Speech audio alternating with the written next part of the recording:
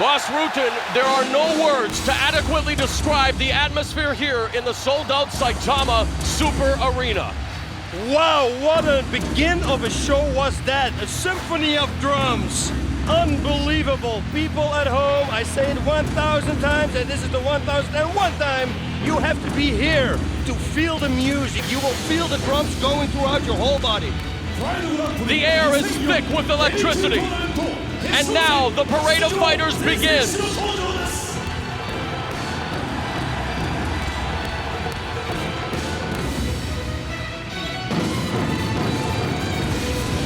The ambiance is absolutely unbelievable, boss. Yeah, you feel it here. Everything. It's like a big house party. The first match. Murilo Bustamante from Brazil, Murilo Bustamante. Former UFC middleweight champion looking for his first win in Pride tonight. Super good and Brazilian Jiu-Jitsu. Nakamura, one of the fastest rising stars in Japan. Super with the takedowns, especially from the clinch. He's very good.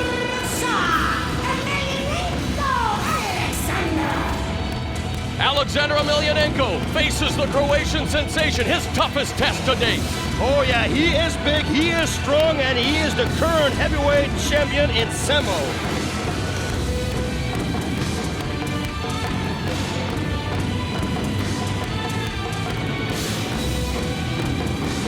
And there you see the not-so-little brother of the Pride heavyweight champion.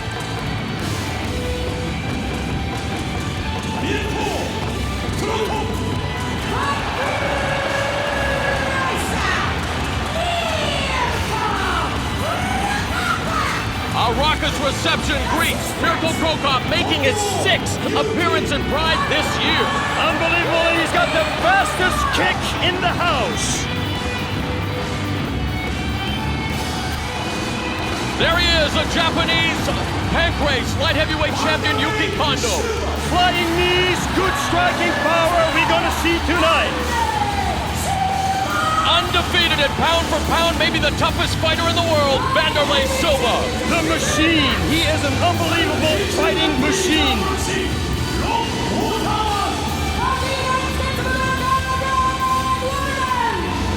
Ron Waterman returns to Pride. He is a big, big force. Oh yeah, big, very good submissions and a very good wrestler. And the monster who sent many seismic waves throughout the tournament with his knockout of Cro Cop is back here tonight. Lightning fast, grappler, submission, bang, strikes, he's got it.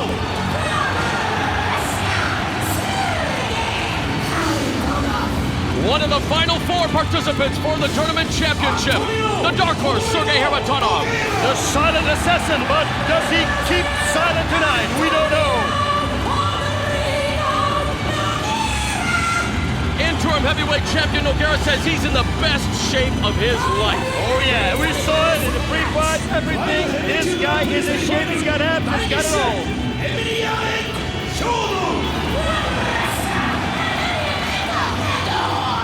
A huge reception for the Pride heavyweight champion. Again, the favorite to win it all tonight. Super heavy hands, very explosive, very hungry, and good submissions.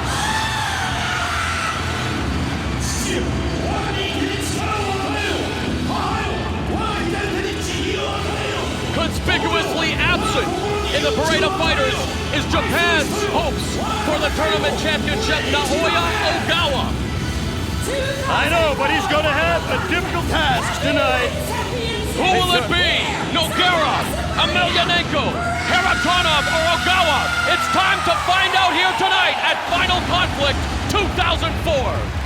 All right, boss, it's a classic confrontation between Judo and Brazilian Jiu-Jitsu to kick off Final Conflict 2004 as Murilo Bustamante takes on Kazuhiro Nakamura. Give us the critically acclaimed Rutan report. All right, here we go. First of all, Murilo Bustamante, decent striking and a good right straight. I saw him knocking out people with it. He is very good on the ground. He's got good takedown defense and a good takedown. That makes him a complete fighter. But his opponent Nakamura is also a decent striker, and he's getting better and better every time we see him. He's also got very good takedowns, especially from the clinch situation, and needless to say, he's very good on the ground in submissions. So, complete, same level. Will Nakamura continue to rise in his native Japan, or will Murilo Bustamante earn his first victory here in Pride Fighting Championships? We're about to find out.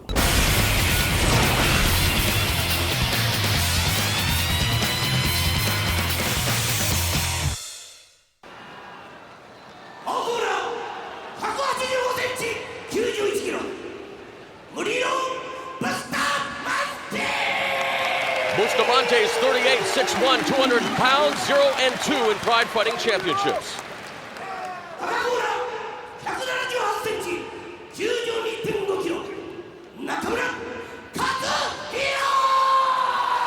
Nakamura is 25, 5'10", 215 pounds, a 3-2 record in Pride. He has a 15-pound weight advantage over Bustamante. Experience is on Bustamante's side, however, boss. And again, it is the judo practitioner against Brazilian jiu-jitsu wizard. Yep, but age is on Nakamura's side. He's 25 and Bustamante is 38, 13 years of age difference.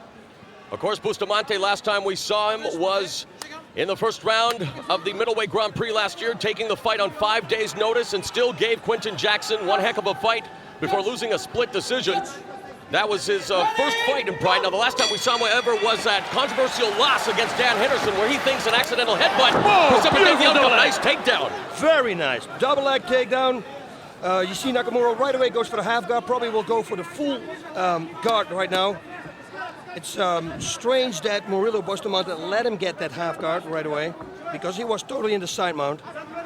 And this is where Bustamante definitely wanted to take the fight right away on the ground, where Nakamura right now is looking to try to sweep from the half guard position, but Bustamante, great positioning thus far, and now reins in some right hands to the body, just trying to agitate his opponent. Yeah, Murilo is playing a real smart game. Look, he's putting his head on the other side of the body of Nakamura. The rest of his body is on the right side of Nakamura, so he puts his head on the left side of Nakamura, so Nakamura can't flip him over to the side. Very smart. Bustamante, one of the most patient and methodical fighters you will find. And right now, just trying to break out of the half guard by pushing down on the leg of Nakamura, and I don't think that's going to be successful. Yeah, you know, a little bit later in the fight, when everybody's going to be a little bit slippery, then this will be successful. But like you see, Nakamura is wearing this kind of pants, and people will say, hey, what is he wearing? This is a very smart thing what he's doing. These pants will absorb the sweat, so it's more difficult, you see, for Murilo Bustamante to slip out, because the pants are grabbing him. It's like a gi. In the corner of Nakamura, Japanese legend Kazushi Sakuraba looking on. Not a lot of action right now on the ground, not really working much either, so the referee, Yuji Shimada, will be watching, and if he doesn't see some more action here, we will be bringing this fight back up to its feet momentarily. Yep, you're right, that's what's And having said that, now it gets busy, they take it to their feet. Maybe they heard you. Nakamura now with the knee to the breadbasket of Bustamante, but Bustamante with some great balance with the underhooks on Nakamura.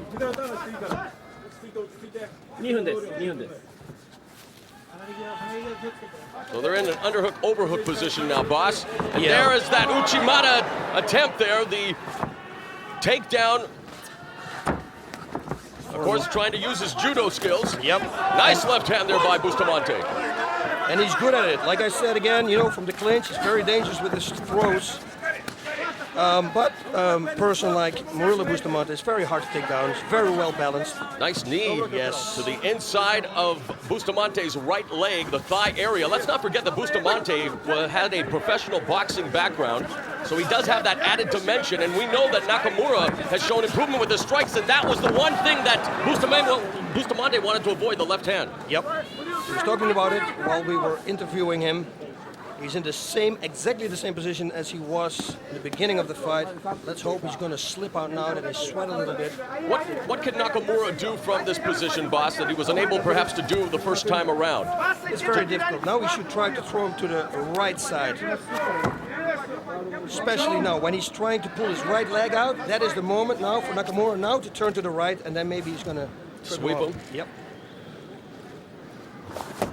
because he's not posting out with his left leg, you see? He's not posting really out, so he can buck up, upwards, and then to the right. Would be a thing to do.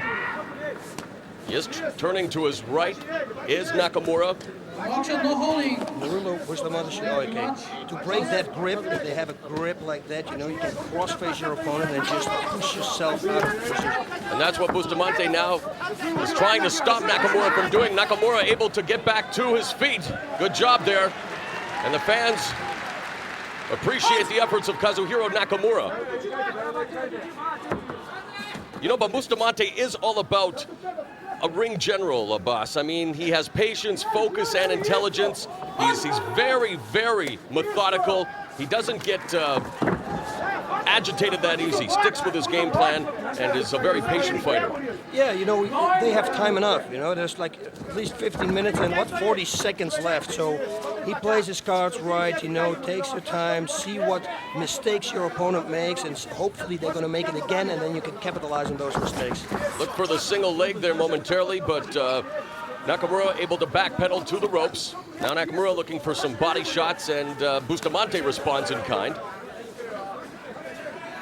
Yep, both of them very well balanced, as you can see. They're just hanging there, but you watch. One's going to make a mistake. Now Nakamura's tape comes undone, and that brings about a momentary stop to the proceedings. And Nakamura, you could see, was loading up with that left hook of his, and unfortunately the tape was undone. So far, a bit of the proverbial chess match, if you will, boss, that is prevalent in MMA. We're halfway through round one of this, the opening bout of Final Conflict 2004. Nakamura versus Bustamante. And Bustamante, when we talked to him, boss, he has a couple of people on his mind, one being Dan Henderson. Again, we saw what happened in their fight last year, an accidental headbutt influencing the outcome. He wants a rematch and also would like to rematch with Chuck Liddell, the only man to beat him in UFC. Nice rematches there. Whoa, look at the pick. Nope, didn't work. Misses with the uppercut, does Nakamura. Back to the clinch they go now. Nakamura looking for that Uchimata takedown, but again, good balance and good positioning by Bustamante to thwart that attempt. It's a stand-up stalemate right now, boss. Yeah, Bustamante went there for the takedown. He thought, oh, let me try that one time. And you would think with their striking proficiency now, Bustamante getting busier with the jab. And of course that'll gauge the distance and maybe set up a takedown attempt, but now it's Nakamura. Again, missing though with that left hook, and that's 3 times now, but you see the bad intentions written all over that. Yeah, it's thrown with a lot of anger, and that's good. Not if it lands for you, but for him it is. Ooh, nice right knee there. They should use that more. There you go. Going.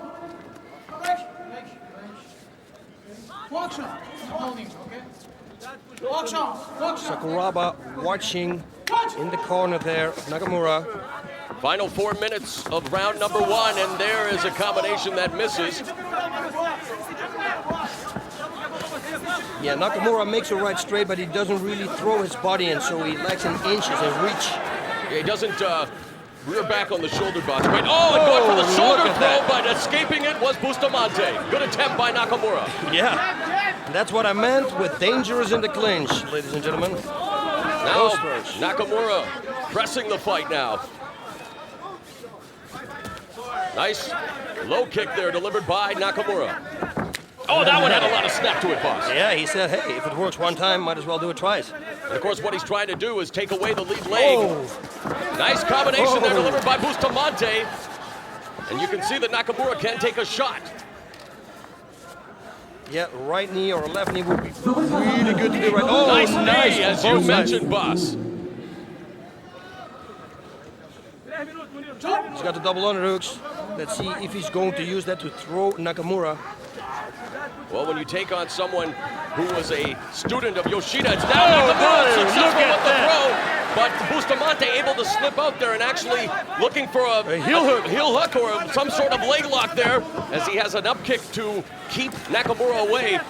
He's now in that familiar Brazilian Jiu-Jitsu position known as the butt scoop. Yep. And those people from the top team, they're really good from that position. They lay on their back and they kick you in the head, to the knees, to the body, everywhere. Now let's see what Nakamura can do in Bustamante's guard. Bustamante a lot busier than Nakamura was from the bottom, just peppering him with those right hands, irritating him. Nakamura tries with that left straight through the guard. Whoa. And really, when you try to pass the guard against the likes of Murilo Bustamante, boss, you better have 2 or 3 options right away in your mind going, because Bustamante is a submission specialist, and Brazilian top team definitely. Yes, there you go. Yeah. From the bottom. Probably going to go for armor and then maybe triangle. You see how Nakamura knows everything what's coming. He just simply walks away, steps away. He says, no, you're not going to catch me with that one. This is where we thought Bustamante would have the advantage, but a nice strike there by Nakamura. He's met with an up kick to the face, however.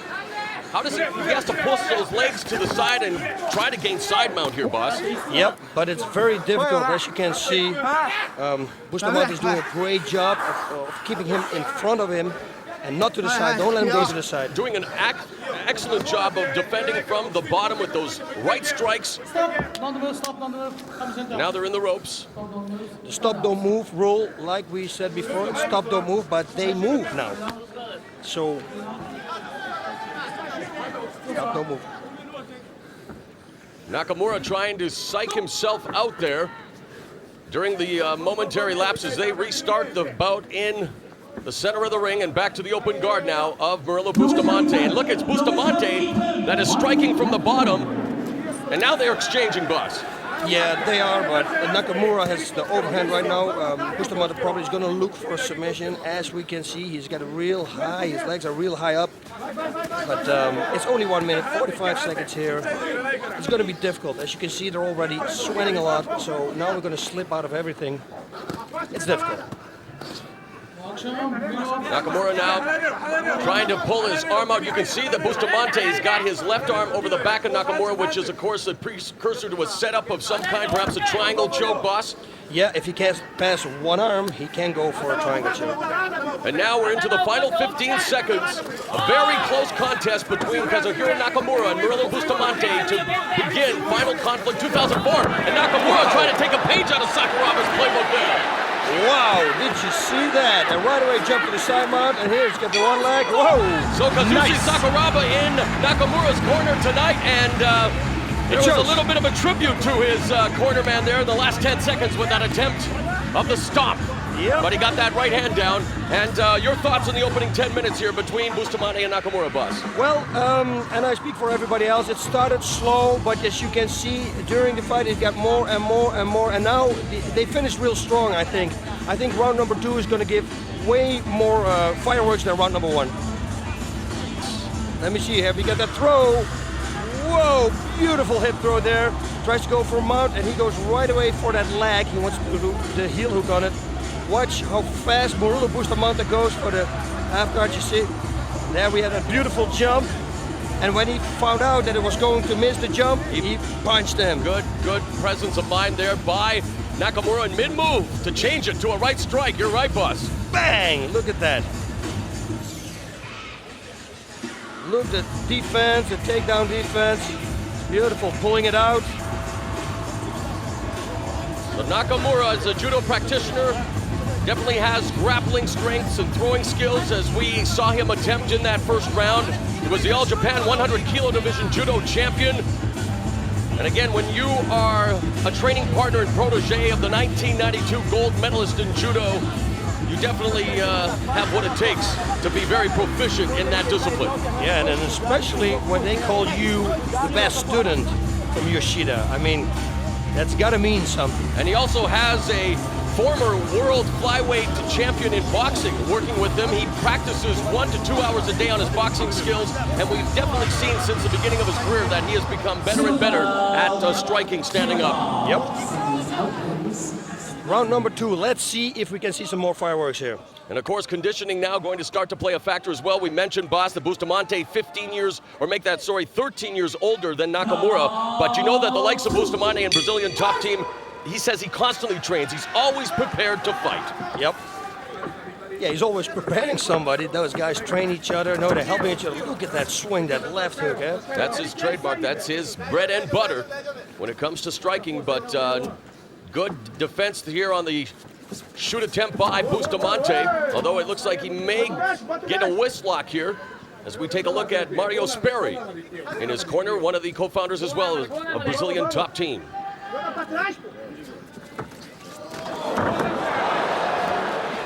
Another nice judo takedown there, boss, by Nakamura, and he finds himself trying to pass Bustamante's guard. Wow. He had a half butterfly guard. Bustamante was trying to sweep him, but he found that balance back, and now Bustamante went for the full guard. We have Yokoi here sitting next to us, like 3 persons away, and he's shouting also to Nakamura instructions in Japanese. What they mean, I don't know. You can pick it up because you speak Japanese now. Hirotaka Yokoi became a star in losing to Antonio Rodrigo Nogueira in the first round of the tournament in April. Definitely a bright future here in Pride Fighting Championships for Hirotaka Yokoi. Now, boss, we're seeing Nakamura in Bustamante's guard, but it's not like he's really working for much except the strikes. He's not going for the arms, and again, this is testament to Bustamante's skills on the ground, where you can see him looking for the armbar right now from underneath. Yeah, I know, but he knows also Nakamura is not afraid of that armbar. What I'm afraid of, every time he pulls out, that Bustamante is going to go for Kumakulava watch. He can pass that line totally on the left side. Nakamura is doing some damage with those strikes, but Bustamante continues to respond from the bottom with those right hands.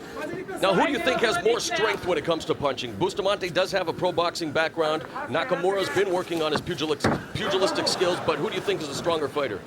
I really can't tell. You know, I know that Murilo Bustamante has a real good right straight, real hard and stiff. You know, if he hits it, you know, you go down. But those left hooks that Nakamura is swinging, they look really powerful too. There you see Bustamante trying to keep Nakamura close. Nakamura needs to create the distance though, boss. He needs to posture and try to pass this guard as he continues to rain down those lefts and rights and trying to damage Bustamante's face. Less than 3 minutes remaining in round 2. Referee is calling for action. Yeah, Quentin Jackson was repeating it. He's sitting next to her here. And Rampage Jackson will be joining us for commentary coming up later on when Yuki Kondo takes on Vanderlei Silva. Jackson will be watching that one with vested interest. A couple of nice right hands by Nakamura. Very solid, and that right again. And now he's in half guard. He's going to try now to go for the side mount, I tell you. I think he is. He should go. Okay. But now it's back into the open guard. Well, he closes it now, does Bustamante. And Bustamante doing a great job of defending, keeping Nakamura close to him, boss. And Nakamura really needs to create that distance. Yep, and you are absolutely right with creating the distance. Once you create distance, then you really can hit somebody, you know. The more the punch travels, the harder it will be. And that's what Nakamura is doing all the time. He gets up, and then the punch, bang, comes down. Bang! Now he attacks the left leg of Bustamante with a series of vicious kicks. And there he goes for that right hand again. And now he does have, it looked like he almost had mount there, but it is the half guard position. Yeah, Murilo is very slick. Half guard, bang, and right away he's back in the guard.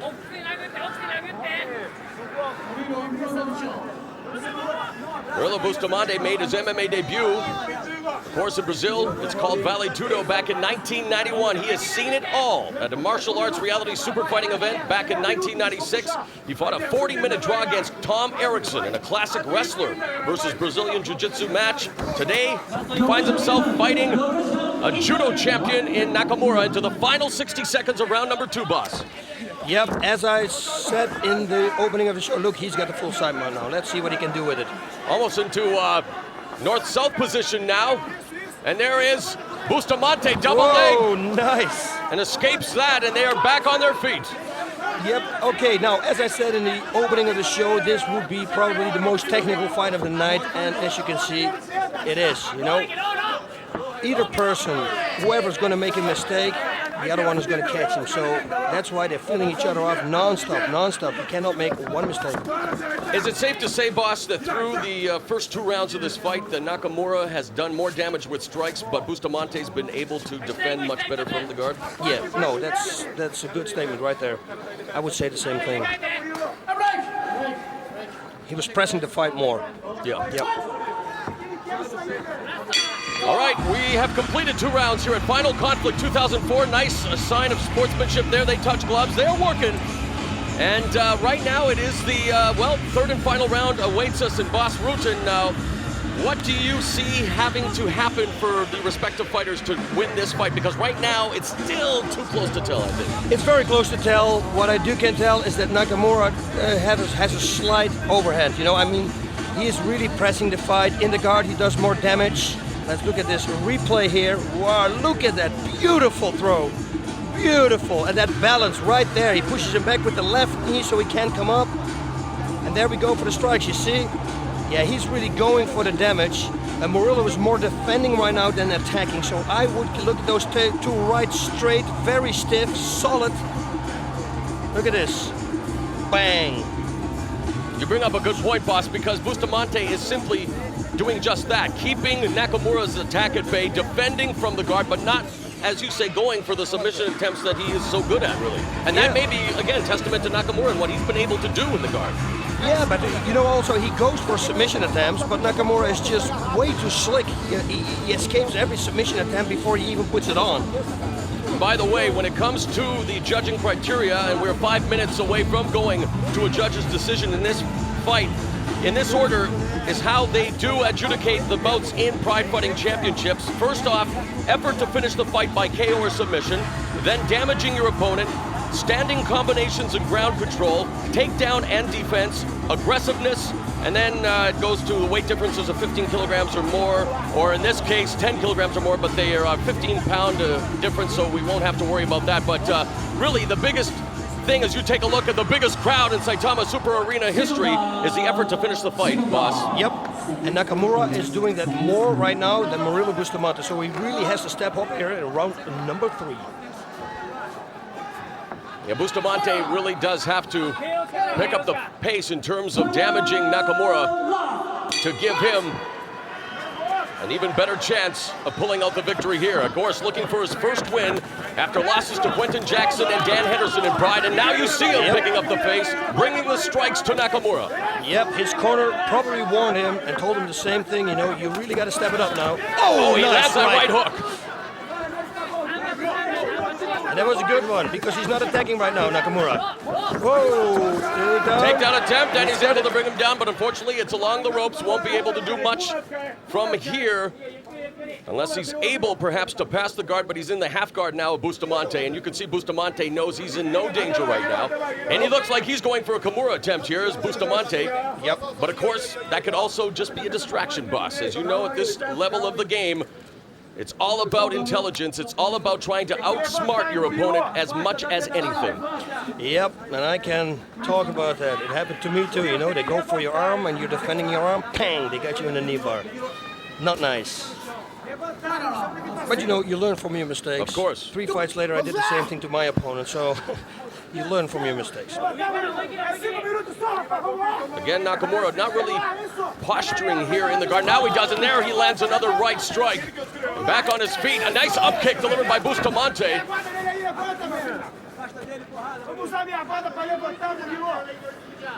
Well, boss, you predicted it correctly. A technical bout between Nakamura and Bustamante, the judo and Brazilian jiu-jitsu. Yep, this kind of fights you have when they're very evenly matched. You have these kind of matches. Both the same on their feet, pretty much the same on the ground. Know what's gonna come, escape every submission attempt before you even put it on. You know, it's... Well, they say styles make fights, right, boss? Yes, absolutely. Nice knee there. Oh, another nice knee. Short knee there right to the head of Bustamante. The fans applaud that effort by Nakamura. Now, trying to take his leg. Yep. Oh, no. Back to his feet. It looked almost like there he wanted to go for a knee bar. Man, Bustamante doing a great job of not allowing Nakamura to pass the guard. Yeah, but it's non-stop. He's defending. That's correct. And with 2 minutes and 54 seconds left in the fight, he definitely has to begin an offensive onslaught here, because while defending may allow you to survive, it's not part of the criteria in terms of pressing the fight or fighting to finish. Yep. No, and Nakamura, if he's smart, he will create distance again and will start raining bombs as hard as he can for the last 2.5 minutes now. And then he will take the victory And Nakamura really has done a better job of damaging Bustamante than the other way around thus far. He is at least attempting the strikes. There's another combination, connects by Nakamura. Whoa. Bustamante came through with a few punches when they were on their feet, but he couldn't do anything with it. There's the left arm of Nakamura that you'll want to get out of there very quickly against the likes of Bustamante. Yeah. See, from this open guard here, shouldn't Nakamura, boss, try to maybe drive the air out of the lungs of Bustamante to force him to push out? Yeah, it's very difficult. If you're mount position, that you can do it, but right now in the guard it's pretty difficult because you will just give the higher guard. But you're trying to escape, and really they have to come up with every possibility to try to gain mount position, whether it's side control or top position. And Nakamura right now is just busy with the strikes. And finally, the referee will bring them back to their feet with a minute and a half remaining. In this, the opening fight of Final Conflict 2004, and a referee, Shimada, does issue a yellow card to Bustamante for passivity. Yep. Working on it. Yo, nice right uppercut left. You nearly hit him. Oh, nice right uppercuts there. Those were hits. The show started with drum fireworks. Let's hope we see some striking fireworks now in the final minute between Nakamura and Bustamante, and they are exchanging blows. This could be it. This could be it. Let's see what he does. Nice white low kick there. There's a takedown attempt by Nakamura. Single leg, he's gonna get it. Yep. And again, in the same position. Guillotine position now for Bustamante. He's got 44 seconds to finish it off. But the arm is also trap, boss. Yeah, it is, but we saw Bustamante do this choke with the arm before, and then the opponent actually tapped. I don't know if that's gonna happen with Nakamura, because he simply has to drive his jaw into the chest of Bustamante. Yes, he just has to turn in and allow himself to breathe and escape harm's way, and that's what Nakamura is doing with the final 20 seconds of the fight. He's out. Bustamante doesn't have his hands locked anymore. He's out. There's nothing there. Yep, see? So Nakamura escapes the guillotine attempt. And it looks like this one is going to the judges' scorecards, boss. Yep.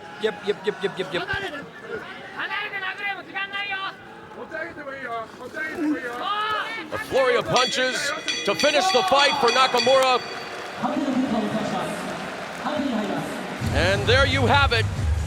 Bustamante and Nakamura await the judge's decision. And again, the criteria, the effort to finish the fight by KO or submission. I think that, again, that might have been 50-50 in that one. Damaging your opponent definitely, I thought, went to Nakamura. Standing combinations and ground control also, I believe, Nakamura. Yeah, although the last round, Murilo Bustamante came through with a few punches, and then Nakamura had the takedown. That was a save there. Look at this. Yep, striking on the ground for sure, Nakamura. Those up kicks too, one of them, if one of them is a hit with the heel, it can be over. And he did manage to connect on a few occasions with those up kicks, but not enough to do any significant damage to the 25-year-old prodigy in Japan, Kazuhiro Nakamura. Will Bustamante earn his first victory, or will Nakamura record his fourth win in Pride? We're about to find out. Nakamura. Judge Mato.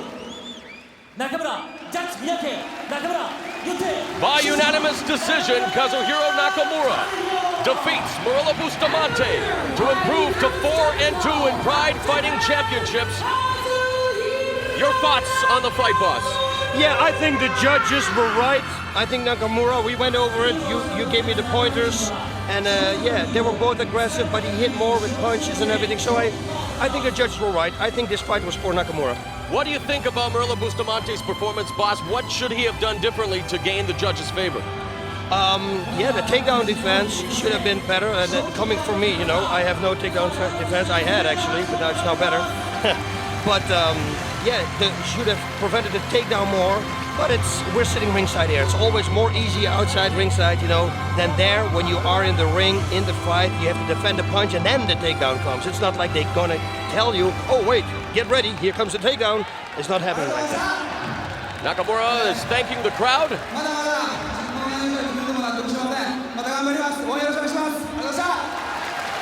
皆様、中村選手に祝いの拍手をお願いいたします。 Nakamura thanks the crowd for their support and says that even though he won, he wasn't totally impressed with his victory either. He wanted to finish his opponent, and that's the proper attitude to have in Pride Fighting Championships. Yeah, there we see some flashes. That right straight, he power bombed it in. Bang, look at those two rights. 1, 2, beautiful. So Murilo Bustamante goes down to defeat at the hands of that man, Kazuhiro Nakamura. Kicks off Final Conflict 2004 with a victory. If he keeps training like this, we're gonna hear something from this guy. You watch. Sergey, when you first entered Pride in Bushido last October, did you ever imagine that you would find yourself 2 wins away from becoming the 2004 Pride Heavyweight Tournament champion? No, honestly, I never would have thought. But I'll tell you one thing. I am very happy about fighting for Pride Fighting Championships in this, their heavyweight tournament. And I'm telling you this, I am going to win, and I will be champion. I'm here with Antonio Nogueira. Antonio, oh my God! Show me what's under there. Oh, this gotta be the best shape I've ever seen you in. Yeah, I'm in good shape now. I've been training for like 8 months for this final, and final I get in shape for the August 15th. Yeah, I mean, when I saw you right away, I said, man, you lost weight. Your definition is way bigger. You lost weight or you got more muscle? I just lost like 2 pounds. I got more muscle and I cut the fat. I've been working on your striking a lot again. Yeah, I've been working my boxing, but now everything together, you know. From before I was working on just boxing, a little bit jiu-jitsu. Now everything together, you know, we train a lot of moves. What do you think that Kharitonov is his strongest point? What danger can he give to you? He's good boxing, you know. He's kind of a Russian style, like amateur boxer, so he plays in his dead leg, and he got a good straight punch in the left. And on the floor, he shows he got a good pounding, but we didn't see all his skills because he didn't fight very good fighters, you know. Just Ninja, you know, gave him some good hard time. But he's a good fighter too. We're gonna do a very good match because he's young and he's coming. He's a new star right now. But I will be ready for him.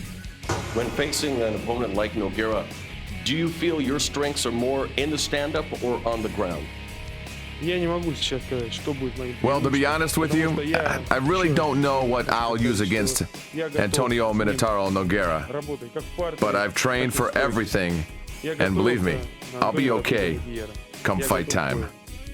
Who would you like to see in the finals? I love to fight with Ogawa, you know, he's very famous here, very popular. And he talks a lot, you know.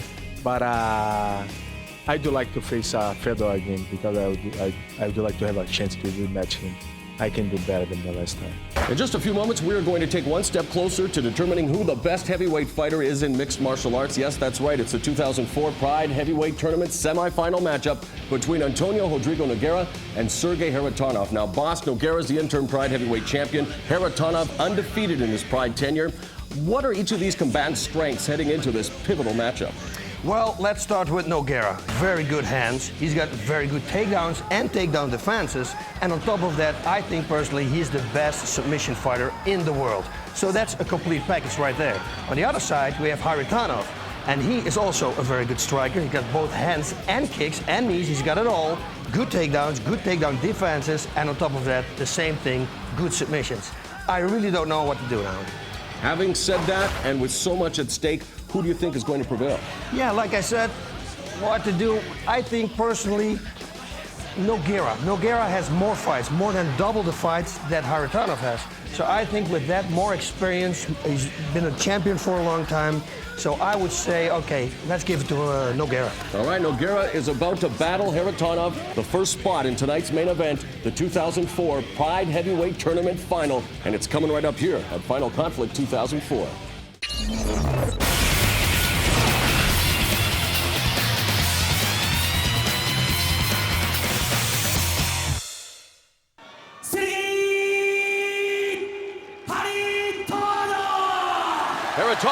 6'4", 225 pounds, undefeated in Pride at 4-0. 191cm、102kg、アントニオ・ホドリゴ・ノゲラ。 Nogueira's 28, 6'3", 225 pounds, 11-1 in Pride. The interim heavyweight champion, his only loss was to the current Pride heavyweight champion, Fyodor Emelianenko, who will take on Naoya Ogawa in the next semifinal. Look at this, boss. And listen to the audience. The focus, the intensity. This is gonna be it, Mauro. Fans, this is what it's all about. The first of two semifinal matches. And the crowd waiting to explode as these two know what's at stake. Haritonov considered a dark horse. Nogueira, many people feel he will be in the final. Haritonov has something to say about that. Is right away, boss. They go to the stand-up and exchange punches. Yep, the first one who connected was Nogueira with a left straight. It was not a jab, it was more of a straight. It was a good punch. And right away, Haritonov backed off a little bit, but now he's back in the game. I think they have both pretty much the same reach, although I think that Haritonov maybe has a little bit more reach. Nogueira worked with possibly the best boxing program in the world, the Cuban national team. Haritonov showcased his striking skills when he dismantled Murilo Ninja Rua in the first round of this tournament. Yep, they're feeling each other off. Oh, nice body shot. That's delivered there. And he goes upstairs with the left hand as well. And we know with him, it's all setups. They went to the body, go to the body, go to the body, and then suddenly that right hook came with Murilo Ninja to the head, you know? And maybe he's doing the same thing now. Starts with the body shots to the liver, and suddenly he will come up high with the left hook to the head. There's Nogueira now. Another left, another one. The jab there by Haritonov. He needs to come behind that jab with the right hand, boss. And right now, just feeling out, there's a nice right low kick, and it's responded with a kick of his own by Nogueira. Whoa, right body shot he wanted to throw again. Doing a good job of feinting, bobbing and weaving his Nogueira. Nice left hand through the guard. Yeah. This is going to be a great fight. It already is. A minute and a half in, and we are seeing a stand-up battle between Haritonov and Nogueira. And you know, if somebody makes a major mistake, the other one will connect. There's a nice 1-2 combination by Nogueira. Haritonov able to escape most of the damage. Again, he goes to the body, and that's what he did against Ninja Rua, was setting him up with those body shots before knocking him out. But something tells me it's going to take a little bit more than that to knock off the interim Pride heavyweight champion. Yeah, it's a nice body shot there. There's the same body shot that he did to Murilo Ninja, just like you said. Nogueira is really relaxed. If Haritonov punches with the left, he blocks it inside with his right hand. Really good. Both of them actually look really good. Do they ever? Both of them very relaxed, focused. Nogueira again trying with the combination. Haritonov avoiding it. A stand-up battle thus far, and we know all about Nogueira's submission skills. He isn't the submission magician for nothing. Haritonov also proficient on the ground, but so far they want to exchange blows. And in fact, this is sticking with the strategy of Nogueira. He said he would exchange with Haritonov early in the fight before submitting him on the ground.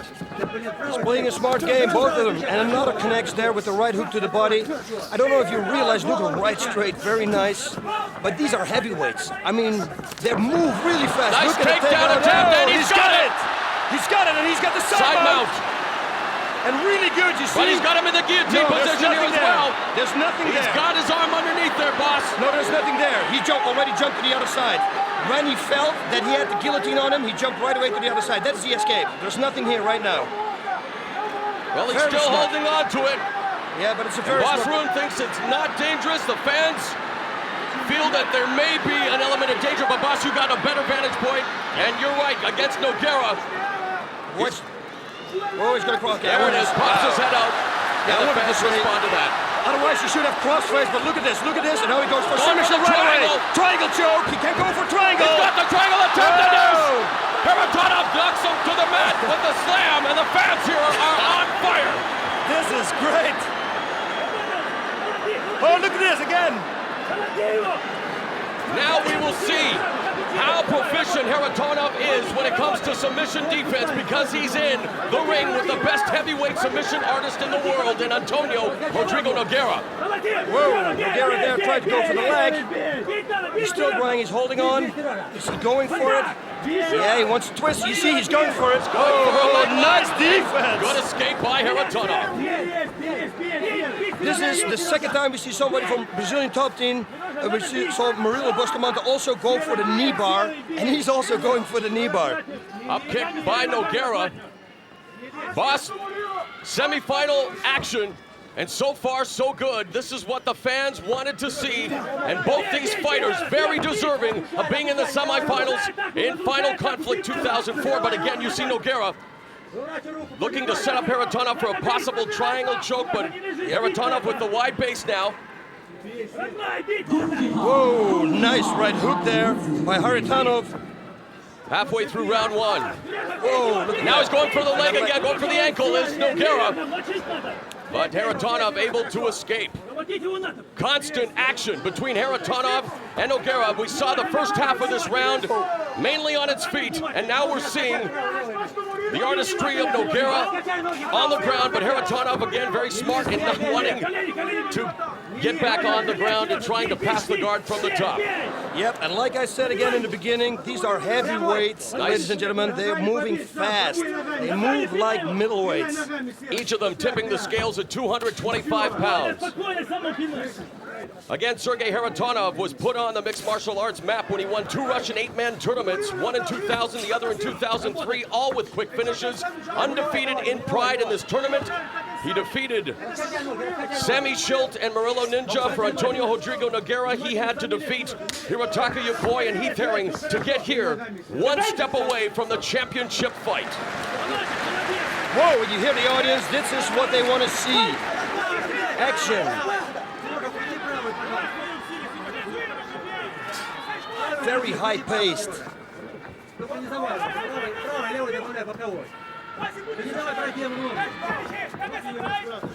And this is actually, it's one round of 10 minutes and one 5-minute round overtime, so not 2 5 minutes.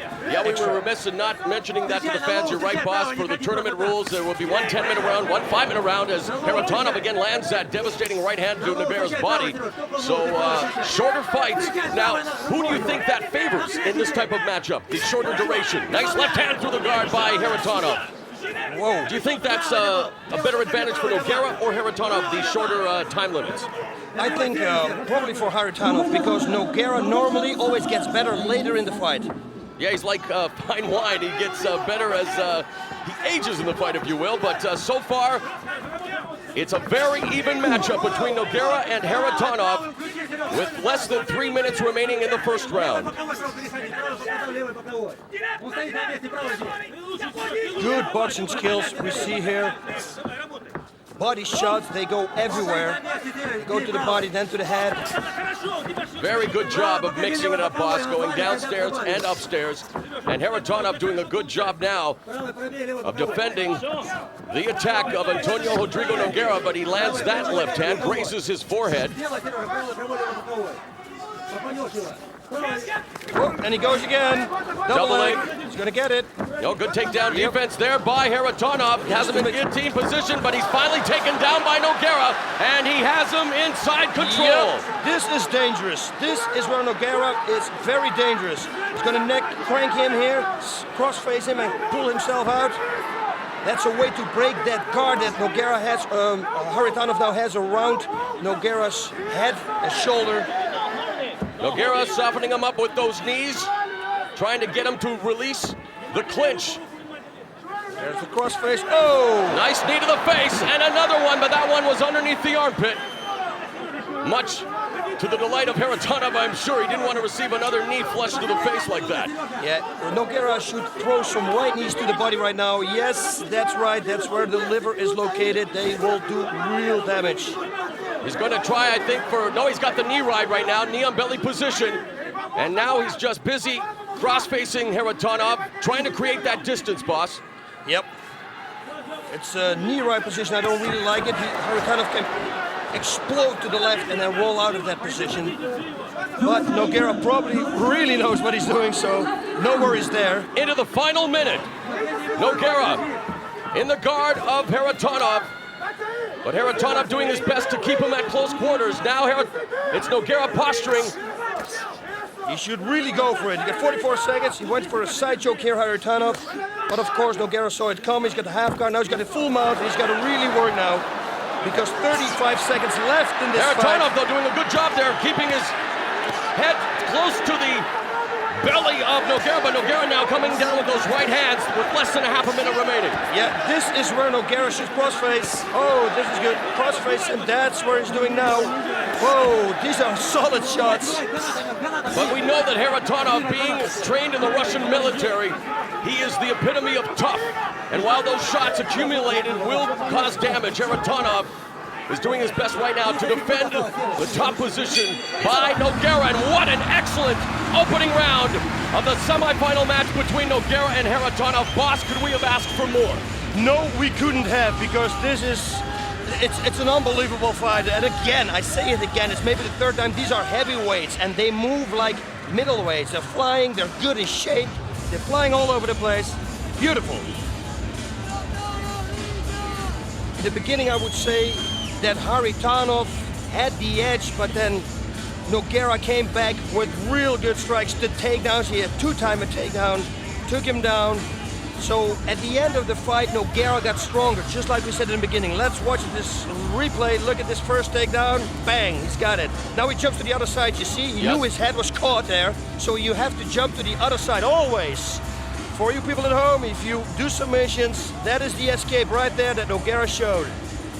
And it looked like even in that replay that Kharitonov wasn't really expending that much energy. Smart on his part to defend. Look, the defense, this is like he watched Quinton Rampage Jackson fight Ricardo Arona. Yeah, he lifted him up out of the triangle choke. The right knees, he should have thrown right knees to the body, but hey, who am I here sitting next door? This was a perfect round next to the ring. Man, I'm getting too excited here. One of the biggest fights for each of these fighters. Of course, another memorable matchup for Antonio Rodrigo Nogueira took place at Final Conflict 2003, where he was able to defeat Mirko Cro Cop. And you see the sea of humanity here at Saitama Super Arena. And as we talk about Final Conflict 2003, it will be available on DVD very soon, so make sure you log on to pridefc.com for more information on how you can purchase one of the most memorable nights of 2003, Final Conflict in the finals of the middleweight tournament. Whoa, your timing, Mauro. Your timing is unbelievable. What is unbelievable, boss, is the atmosphere here in Saitama Super Arena and the first 10 minutes of this fight. Now, we talk about the matches being truncated. It is not the typical Pride fight with 2 5-minute rounds remaining. This is it. The final 5 minutes to decide the first slot in the championship final later tonight. Yeah, and as you could see, there was no shaking hands in the last round this time.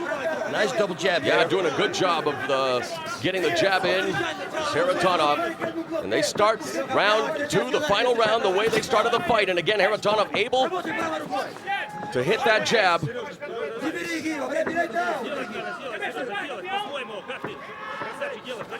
Kharitonov's guard a little low right now. Ooh, that body shot. That one is to the liver. That hits, that's trouble.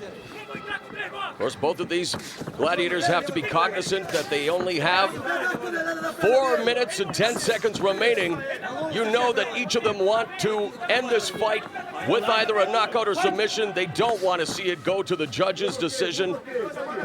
Especially this kind of fight, boss. A very unenviable task of judging something like this. Yeah, you want to have that belt at $250,000. Oh, nice knee by Nogueira, but Kharitonov able to take advantage of the situation. Yep, and he perfectly countered it. He went back so the knee didn't have any impact, and then right away he went on Nogueira, and now he's in this position. Look at Nogueira. He's got the underhook with the right foot. Look what he's doing, how well balanced he is on his back. Nice up kick by Nogueira. Kharitonov has to be leery of that. It's like he's making it look so easy. you Yeah, know? he's perpetual motion. I mean, standing on the ground, Antonio Rodrigo Nogueira, just a textbook when it comes to mixed martial arts. Whoop. Are we gonna see a sweep here? No, not anymore now. Let's see. Good positioning by Haratonov, but you can see Nogueira attacking the leg now. Has him in the single leg back to their feet. So Nogueira doing a good job. Yep, that was the old setup there. Grabbing the leg and try to throw Haratonov over balance. And he did it perfectly. They're both on their feet right now. We know both of these fighters can take a shot. Nogueira, an unbelievable pain tolerance, very high, very strong mentally, and Haratonov also proving in this fight, nice jab again, that he definitely belongs in the ring with the likes of Nogueira. Yeah, nice one too there. And he's missing with that right hand was Nogueira. Well, I think it was a hit right there. Like, it looked like he may have just signaled. grazed him. Yep, but he didn't flinch.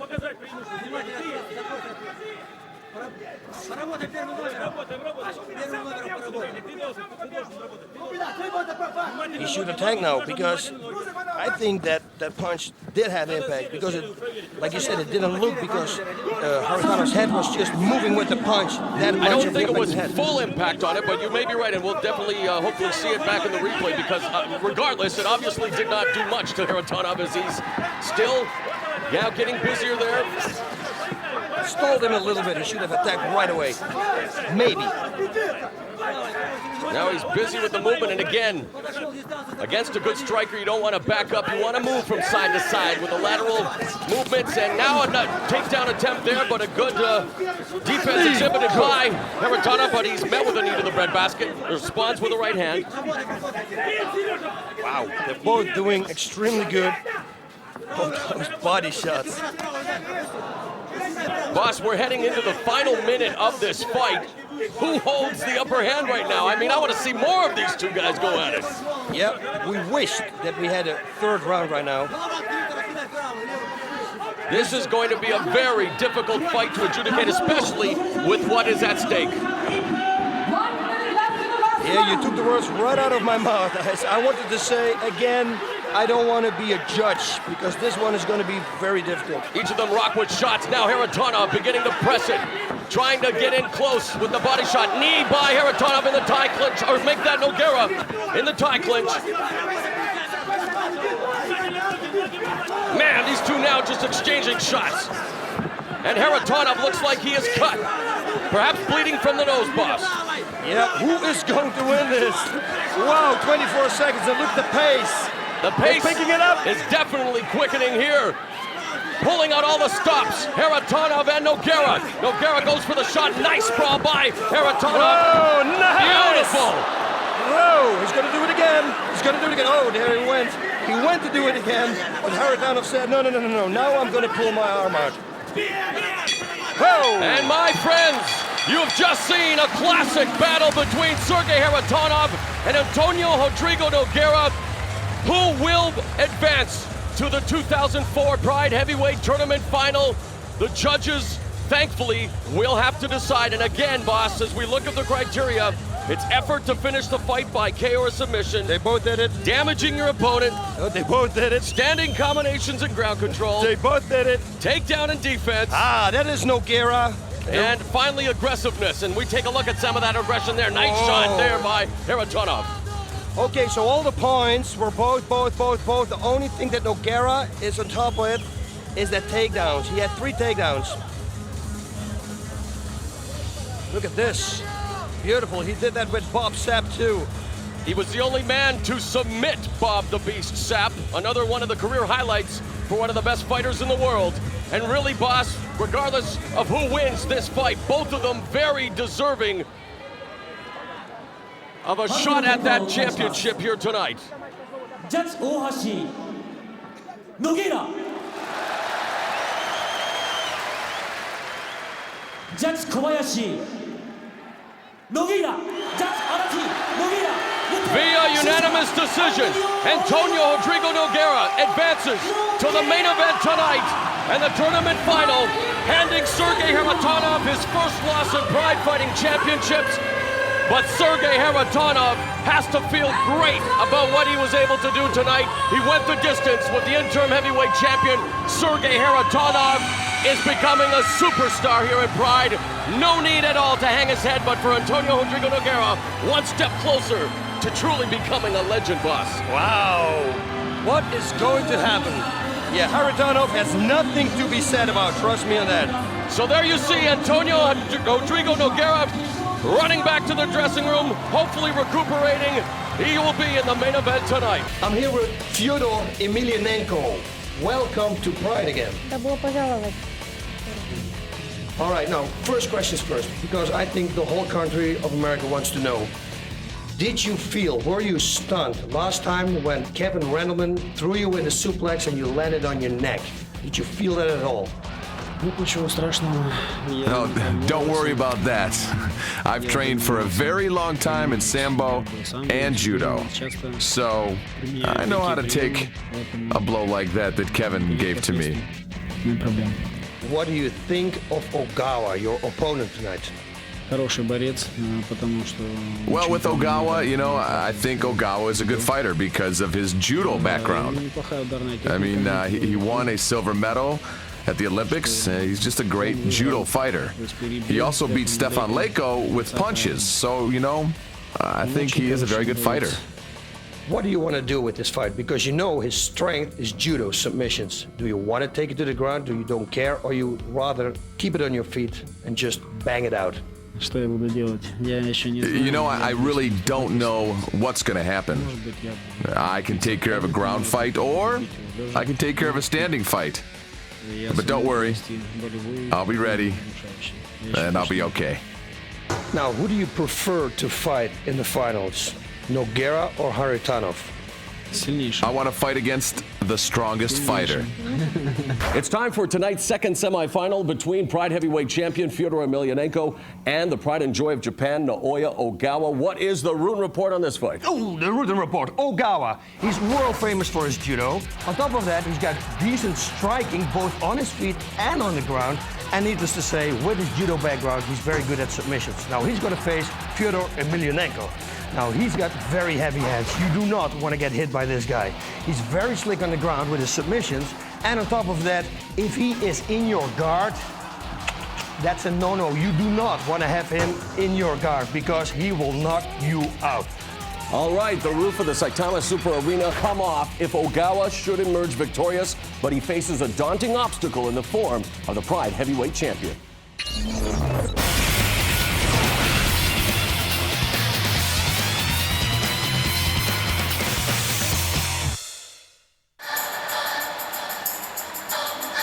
Boss Rutten, who will be Antonio Rodrigo Nogueira's opponent in the final matchup of the 2004 Pride Heavyweight Tournament? We're about to find out. Well, I can tell you this. He has the best entrance music that I've ever heard. This song is the greatest entrance music. Listen to this song. And we're talking, of course, about the Pride Heavyweight Champion, Fyodor Emelianenko. Wow, look at this. Okay, at home you can see this is how the fighter feels right now. Actually, not you don't feel, but this is what he sees when he walks up to the ring. He was a 1997 Russian Judo and Sambo champion, 1997 European Sambo champion, 2002 World Heavyweight Sambo champion, and the current Pride Heavyweight champion.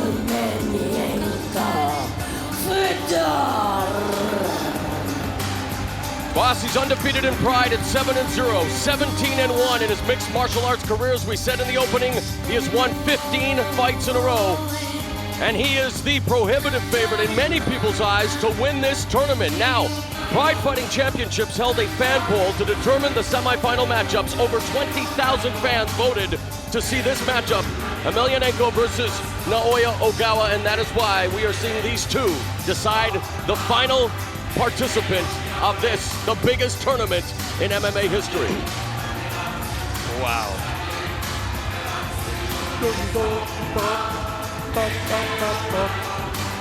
What a song. Look at this picture. You see the huge crowd in attendance, Saitama Super Arena, every one of them captivated now by the Pride Heavyweight Champion. In this tournament, he took care of Team Hammerhouse.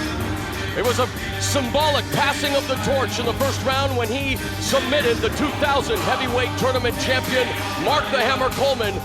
And in the last round, he survived one of the most devastating suplees in MMA history at the hands of Kevin Randleman to come back and submit him as well. And now moving one step closer to one of the most anticipated rematches in MMA history. Another shot and an opportunity to once again perhaps defeat Antonio Rodrigo Nogueira. That's who he beat for that belt that's around his waist right now. Yep. This is it, Mauro. I must break you. This is what's in your head right now, if you look at him, huh? By the way, if he does defeat Ogawa in this fight, the matchup with Nogueira will not be to unify the Pride Heavyweight Championship. It will be for a brand new belt, the 2004 Tournament Championship, valued at over $250,000 American. 小川直也選手の優勝です。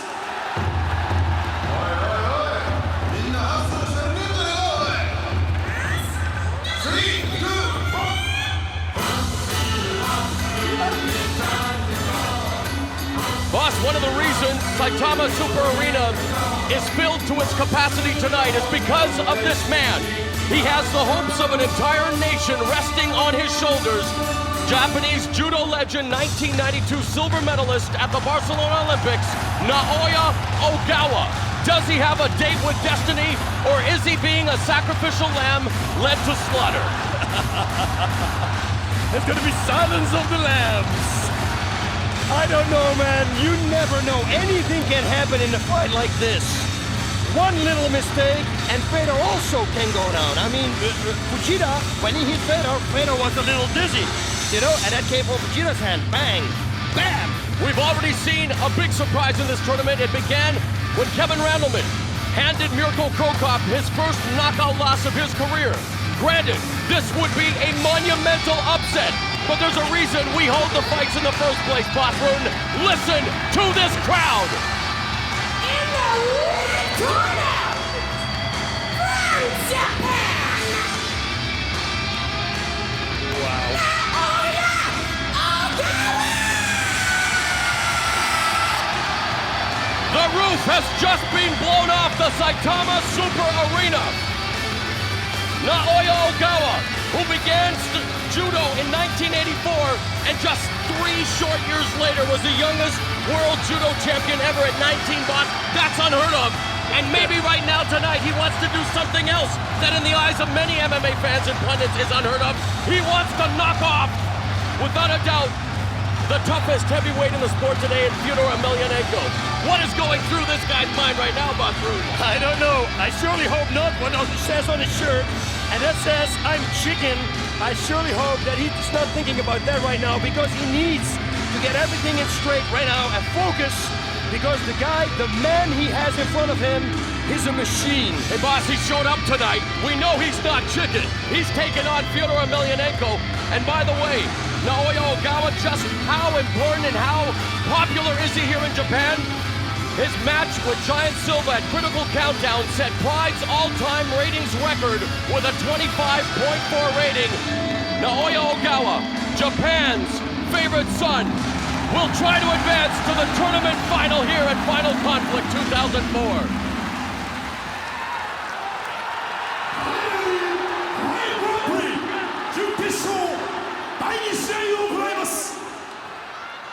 Corner, 182センチ、107キロ、エミリアン・ヒョード!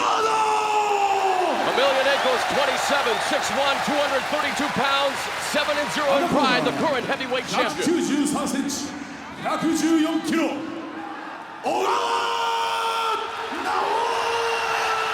Ogawa's 36, 6'4", 250 pounds, undefeated in Pride as well at 4-0.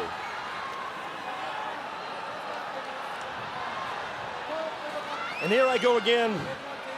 You're nervous, huh? Oh, there is definitely a nervous energy throughout Saitama Super Arena. Ogawa refusing to touch gloves with Emelianenko. Fight fans all over the world, this is the one they've been waiting for, Boss Rutan. Emelianenko versus Ogawa. It is underway.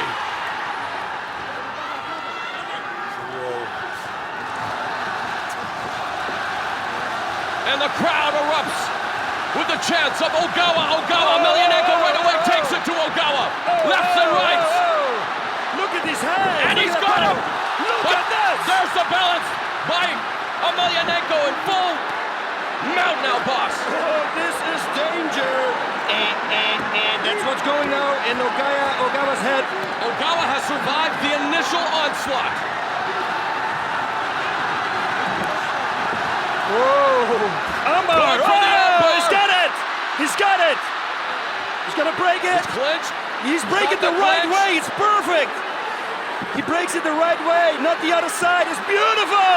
Ogawa! That's beautiful! He's got it! And he's forced to tap! Wow! Silver medalist judo just got tapped and world champion by Fedor Emelianenko. Fyodor Emelianenko defeats Naoya Ogawa in 54 seconds. Boss Ogawa survived the initial onslaught, fell to the ground. Emelianenko able to gain a top position, and from there he snatched the armbar, submitting Ogawa. And the dreams of a nation were submitted as well. In 2 minutes and 6 seconds. No, 54 seconds. Victor, Less yes. than a minute, boss. Listen, wow, it's unbelievable. Needless to say that Fedor goes really fresh to the finals to meet Antonio Nogueira there. And Antonio has been in a war. Kevin, my friend, you're taking on fellow All-American wrestler Ron Waterman here at Final Conflict 2004. Tonight, of course, is the semifinals and final of the tournament, where you did make an impact already with the knockout of Mirko Cro Cop and that big slam on Emelianenko. How do you feel going into your fight with Waterman? Same thing, same as always. Think about it. It's gonna be a quick fight. Ryan fights just like I do. He's gonna come out there and try and throw punches. I'm gonna go throw punches. One of us is gonna get hit with one of them punches and get knocked the fuck out. Same thing every time. Back to you, John. What do you think of the tournament thus far? I mean, when you take a look back and reflect upon what you were able to do, what are your thoughts on this year's heavyweight tournament? As far what? You used to make it sound like I'm chopped liver. I will kick your ass. I said it was good. You did okay. Sorry. No, I'm just joking. I know. The tournament itself was definitely you had a little link in. You had that link in there that was Kevin Randleman, and had a couple injuries in here to other people. You know, it's a crazy open tournament, and it's still kind of crazy and open. You got the Nogueira. I mean, well, you got 4 guys in there that can be a champion and would be gracious champions regardless. But as far as me being in there, I wish I could sneak back in there somewhere. But I got next year, I got the light heavyweight tournament, and I got the heavyweight tournament. But I'll be back. Well, if you win your fight with Waterman, there is a chance, albeit a remote one, that you could find yourself back in the tournament tonight. How much of an added incentive is that? I'll go back to sleep and I'll dream on that one. I mean, come on. I mean, what's the chance, the probability of that happening? I mean, these guys didn't come this damn far to. No one came this far to back out, regardless. So, regardless, whoever wins in these semifinal matches is going to be in that final match, no matter what. So, you're not going to see me fighting for the Grand Prix title tonight. You're going to see me fighting Ron Waterman, and someone's going to get knocked out, or get knocked the fuck out. All right, Kevin. Thank you very much. Good luck tonight. Thank you very much, and God bless everybody. I'm here backstage with the H2O man, Ron Waterman. Ron, how are you doing? I'm doing great, boss. Glad to be here, buddy. Very good, very good. Now listen, you are going to face Kevin Randleman, and of course you've seen the knockout he had, the victory over Mirko Cro Cop, and that slam that he did with Fedor last time, the suplex. What are your thoughts on that? Well, I was in his corner when he fought Mirko, so it's a little strange fighting him this time, I got to tell you that. But it's going to be a good fight, you know. I don't think he wants to be underneath me, and I don't know if I want to be underneath Kevin either, so you go either way. What, you're looking for a takedown here, obviously, or do you think, no, you know what, I've been working on my striking a lot, I can do this? You know, I prefer to be on top. I prefer to get the takedown, but I've been working a lot on my guard skills too, so I probably don't want to be on my feet a lot with him. It's not my strength. What do you think that Kevin is going to bring to you? Kevin's going to have to, I mean, I don't see Kevin submitting me. He may try to do that, maybe a ground and pound once we get onto the ground. Lots of strikes on his feet. He'll probably try to take me down, but I got a lot of weight on him. Yeah, that's true. But with weight, do you think you're going to be a little bit slower? Or how do you think it's going to even out? I mean, I don't think I'm as fast as Kevin is, but I think I'm a lot stronger than he is and a lot more leverage than he has. So I think that I'll be able to defend his shots. What's new in your life? What happened? Not a whole lot. I'm still traveling with Team Impact Ministries, having a great time with that. It's been a great opportunity for me and fighting as much as I can, staying in shape. What do you do with the ministries? We travel around the world and we go into schools and tell kids about making good choices in life and setting big goals and staying away from drugs and alcohol. And then we do a nighttime program where we should do feats of strength, tear telephone books in half, break baseball bats, and lift big telephone poles over our head, and we get to share our faith in Christ. Do you show those kids also your fights? Because I think that they should see those fights. A lot of people would say, no, you cannot put it together. But I think it would be very good for them to see that you have a minister who's actually fighting. A lot of those kids, when we go into schools, know who I am, and I'm certainly not ashamed to tell them about that part of my life, and that, you know, it's a great competition just like any other sport. It's time for a Made in the USA matchup here at Final Conflict 2004 as Kevin Randleman takes on Ron Waterman. It's a battle between two grappling greats. And Boss Rutten, what are the keys to victory for each of these fighters? Okay, Ron Waterman he's a good wrestler and he's got very good submissions on the ground. Kevin Randleman is also very strong. He's also a very good wrestler. And on the ground, he's lightning fast, and on his feet, he's lightning fast. So, I don't know. All right, so we talked about them, both All-American wrestlers. Where does the advantage lie? Who has it? Who's going to win this? Yeah, I don't know, because I think the key to victory for Ron Waterman is take it to the fight, take it to the ground. Of course, take it to the fight, and make sure that you're going to land on top, and then go for submissions. I think personally in this fight, whoever's going to end up on top, on the bottom, if it goes to the ground, is going to win the fight. The monster faces H2O. It's coming right up.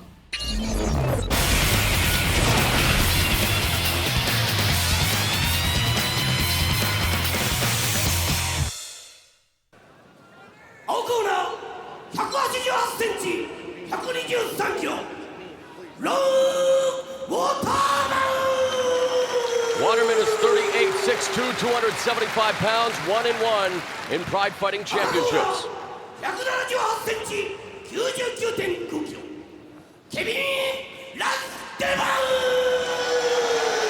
Randleman's 34, 5'11", 228 pounds, 4-3 in Pride. Boss, there is a distinct weight advantage for Waterman. There is an over 15 kilogram difference. And because of that, there will be no 4-point attack on the ground, meaning no kicks or knees to the head when the opponents are on the ground. Yep. It's like 35 pounds for the people who don't understand the kilogram system. About 35 pounds in weight difference. Waterman, of course, you can see it right there on your screen, illustrated very vividly as the size advantage over Randleman. But Randleman, a compact 5'11", 228 pounds, and always puts on a show. And here we go with the battle of the wrestlers, the grapplers at Final Conflict 2004. Can we see another left hook, lightning fast from Kevin Randleman? Probably we are. Oh, look at this. Single leg, and he's able to execute it successfully. Wow. Beautiful.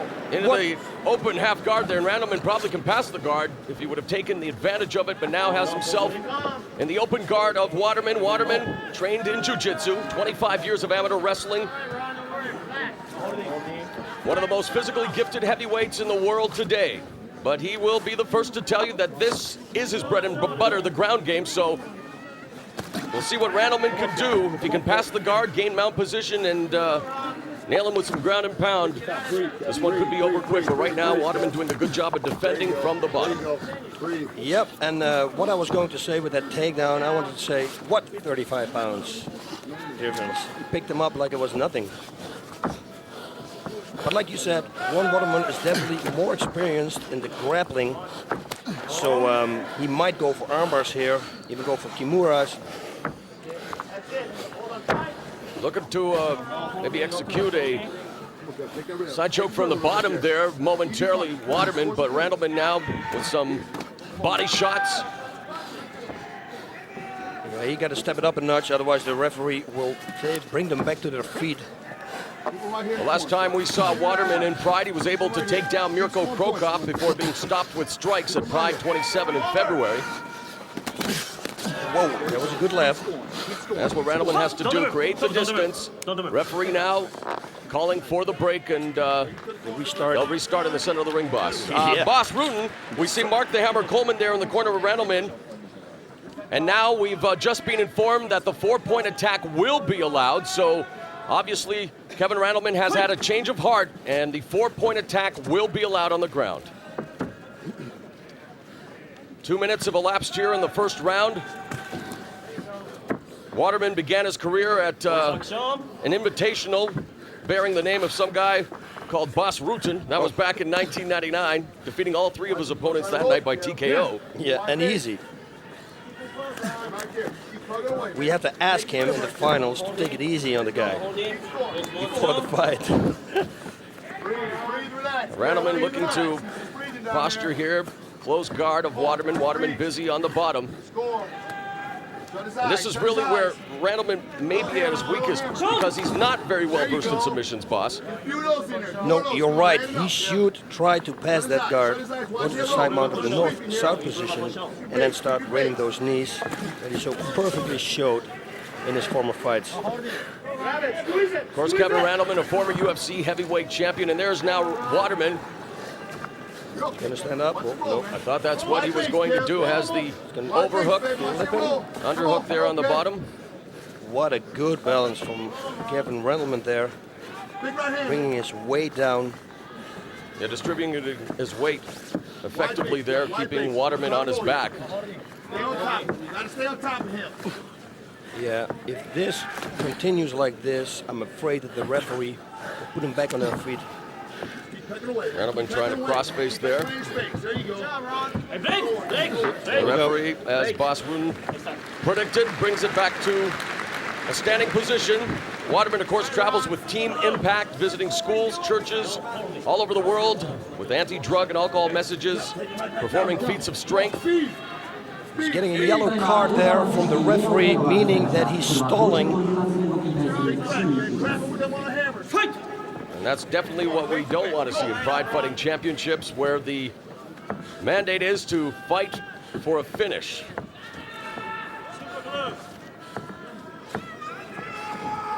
Who can land the first shot? That is what it looks like right now. Well, we know Randleman has power in his striking, goes underneath now into the body lock. Against the ropes. Waterman's corner imploring him to knee Randleman. Randleman doing a good job, though, now of balancing himself. The leverage there as well, Boss. There's a knee by Waterman. A nice knee. Yep, both top wrestlers. And Kevin is doing, although with the weight difference, a real good job here in balancing everything. And look at this takedown again. Nice. Wow. And will he be able to pass the guard? He has... It's a butterfly guard. Yeah, it's the open guard now by Waterman. By the way, these fighters with the college wrestling background, and if you're a college wrestler or kickboxer, boxer, and you want to try your hand in the Pride ring, we have some information for you coming up very soon. There will be open tryouts in Los Angeles, California. And for more information on the date and other pertinent information, just log on to pridefc.com. More info will be available very soon. You too may be a Pride fighter in the near future. Open tryouts coming up in Los Angeles. Fight! Whoa! Fight! Bam! Right hook. Wide base, wide base, wide base. Yeah, he should create distance here and go for the ground and pound. One, what he's doing now, holding, will give him another yellow card. So he has to watch out. With the underhook, overhook here, Boss, in this position, can Waterman squeeze Randleman and go for a choke from here, or that? No, he's got to bring one arm from Kevin to the side, and then he can go for a side choke. But there's nothing right here, right now. And with someone as powerful as Randleman, that would be almost impossible. But again, they need to do a lot more than what we are seeing thus far. And again, you talk about styles making fights. Both of these wrestlers, both of them right now kind of rubbing each other out there, boss. It's a stalemate on the ground. Yeah, Kevin, he's in the half mount now. He can pull his leg out and try to go for a full mount, and then he's going to be very dangerous. Look, Hammer the fist guard is by all the way Randleman. Yeah, open. it is, and we saw this Can pull it out earlier, and that's what he should do, is pull it out and assume top position and maybe employ some of that ground and pound that Hammer House is notorious for. Now, I think he's looking at his leg, so I think he's working for it. You see? There he goes. He knows now, and Ron Waterman knows it also. He's pushing the leg back. Man, some really good positioning here, boss, by Randleman, because obviously Waterman's the more powerful of the fighters, and he's trying for the sweep, but Randleman is keeping him at bay. He's got a very good balance. Look at this. He's pulling it out, but Ron is catching Randleman's foot with his feet, you see? Yep. So it's difficult, and they're both wearing shoes, so it's more difficult to slip out. But it looks like almost, nope. Kevin is working on it. Ron knows that Kevin is working on it. Oh, look at this. Got his back now. Needs to go behind and get the hooks in. Oh, this is bad. And now Waterman has side control. Could go for a neck crank here as well, but he's more content to cross-face Randleman, and he needs to start kneeing from here, boss. He's going to go for a figure four, you watch. Well, the arm is there. Yep, but we saw it before. Randleman doing a good job of blocking those knee strikes. Yeah, you better block him. I mean, that's 275 pounds there behind There you the go, knee. There you like you said, going for the key lock. Yep. There he's going to get it. Now, Randleman should scoop down. Scoot his right arm underneath now, under Ron Waterman's body, and then scoop himself out, push himself out. Ron Waterman over him. That is the escape. Got that Americana, and he's got Randleman is forced to tap.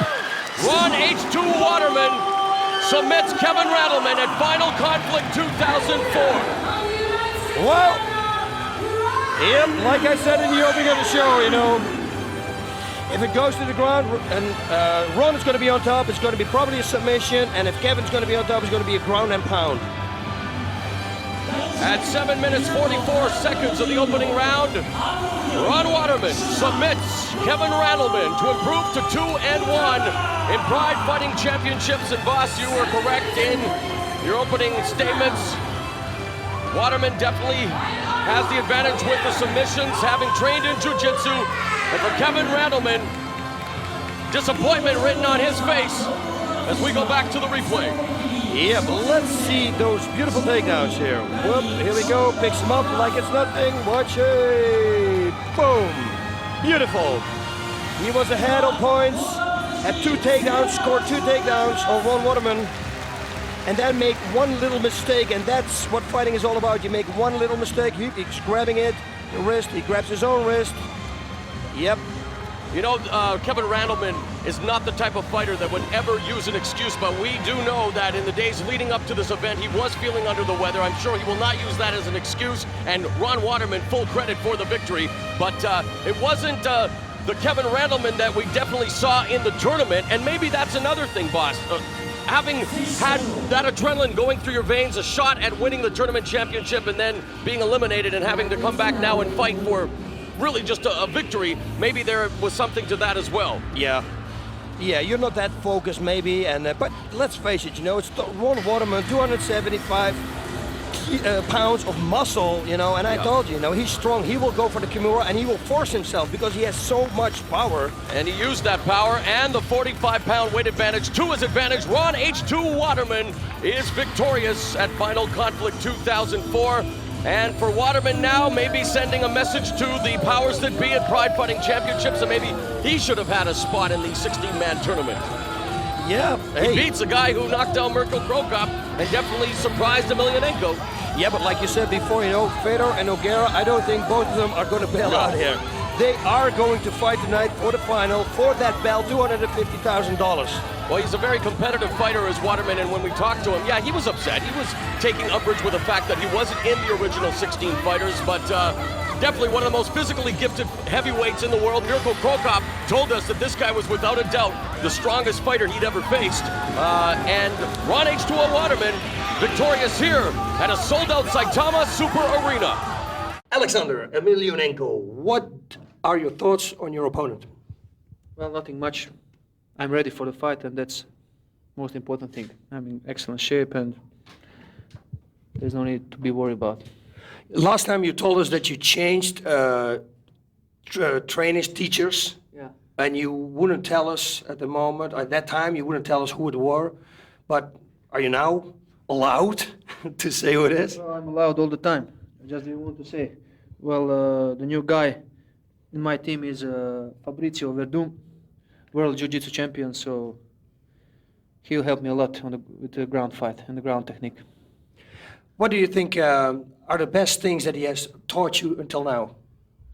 Well, we didn't start real training because he arrived 10 days ago in Japan, so we'll start training in Croatia. Okay, so you have to start training now with him. You didn't start training yet. Just a little bit. He'll teach me how to. The most important thing is how to escape. Yep. All those things, triangle, armbar, on plata, and things like that. That's the most important thing, how to defend. Even I know, but he showed me a few techniques I didn't know, and in a few months I will be ready to fight on the ground with everybody. All right, now let's go to the fight of the night.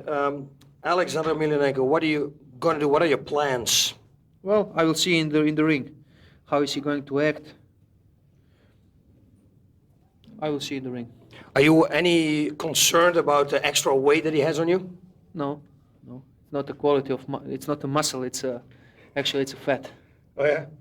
Yeah, but he's been training. Every time we see him, he's in a little bit of a better shape. So do you think that now maybe? I mean, he's going to face you.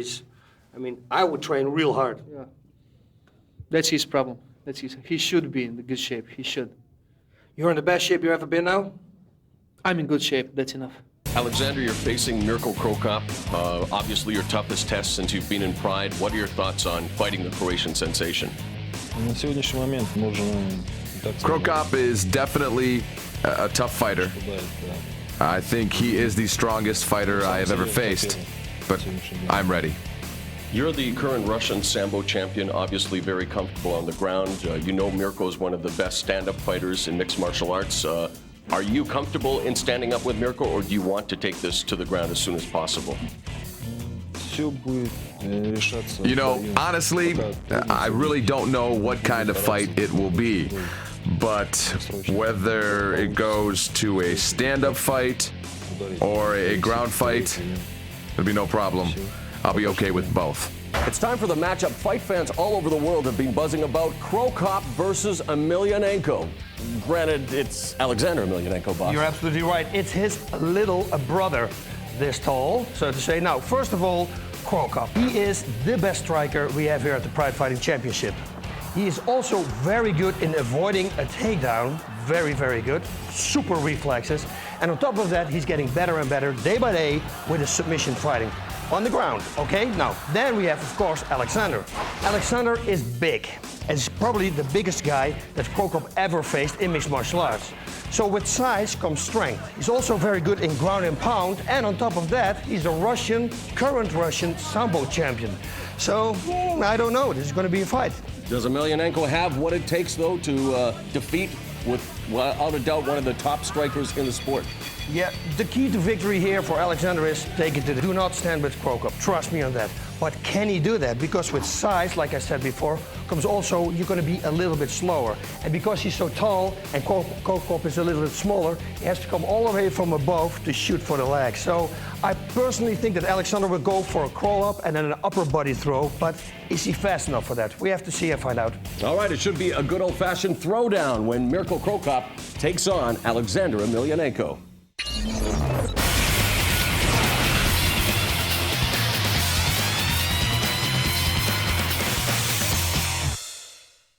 198センチ、124キロ。エメリアエンコアレキサンダー。 Emelianenko is 22, 6'5", 265 pounds, 2-0 in Pride.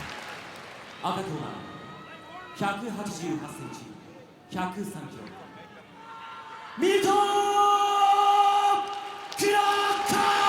The Croatian sensation is 29, 6'2", 228 pounds, 6'2" in pride. ヘビー級規定による15キロ以上ありますが、体重の軽いミルコ・クロコプ選手が4点ポジションでの膝蹴りを認めたため、この試合は通常のルールで行われます。And because of the weight difference, they did ask Mirko Cro Cop if he wanted to allow the 4-point attack on the ground, and of course he acquiesced, and we are underway, both of them shaking hands in a good show of sportsmanship. Mirko Cro Cop facing the biggest opponent ever in MMA in his career in Emelianenko, but when you interviewed him, boss, he was nonplussed about the situation. Not at all. Look, Emelianenko's doing what he has to do, trying to lock him up in the corner. Mirko coming there. Whoa! Emelianenko exchanges with Cro Cop. Yep, but you don't want to shoot everything there. There's that left kick of his, a low left kick delivered by Cro Cop, who's added Fabrizio Verdum to his training stable, a Brazilian Jiu-Jitsu world champion who he feels will definitely make him a threat in the ground game. Yeah, Emelianenko now is going to get tired of this, so he really needs to take the fight to the ground. He's very close to having it. If he can clinch up and uses his power and his size, he might have the takedown. Let me see. No. Nice knee by Cro Cop, Very and nice. Emelianenko can take the shot. Wow. Yep, no. It's going to be difficult.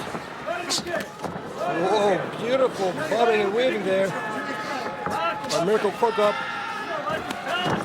And Emelianenko showing no fear whatsoever. There's a tie clinch of his own. He attempts a knee, and so far, Boss Rune, he has been definitely willing to engage in a stand-up war with Cro Cop. He is doing really good. Look at There's that a knee. And now a left of right. Cro Cop with a left of his own, and he stunned him. Now there he is, upstairs, takes him down. There's a kick. Sucker kick to the head. Beautiful 1-2 combination by Cro Cop. Yes. And stunned Emelianenko, and the fans respond here at the sold-out Saitama Super Arena. He's gonna go for the body now. If Alexander shows some fatigue problems, he's gonna get some shots to the body. You bet your life on it here. Emelianenko's got a chin of granite. He is tough. Again in the tie clinch with another knee. Misses with the left and with the right. Doing a good job of avoiding this is Cro Cop. Yeah, but... There it is! The trademark left kick! And it's over! Just like that, Mirko Cro Cop defeats Emelianenko with his patented high left kick. My God, I heard people saying in the hotel, they said, oh, he can never reach the head with a high kick. Yeah, I said, man, this guy can kick so high you don't even believe it. And look at this, bam, high kick in the head. The crowd of the Saitama Super Arena erupts in an ovation for Cro Cop at 2 minutes and 9 seconds of the fight. The bigger they are, the harder they fall. A devastating high left kick, and there you see the result. Emelianenko being tended to by the medical staff here, but Mirko Cro Cop has sent a message to Emelianenko's older brother that you may have that Pride Heavyweight Championship around your waist right now, but I definitely am a contender still. Mirko Cro Cop with a thunderous victory here at Final Conflict 2004.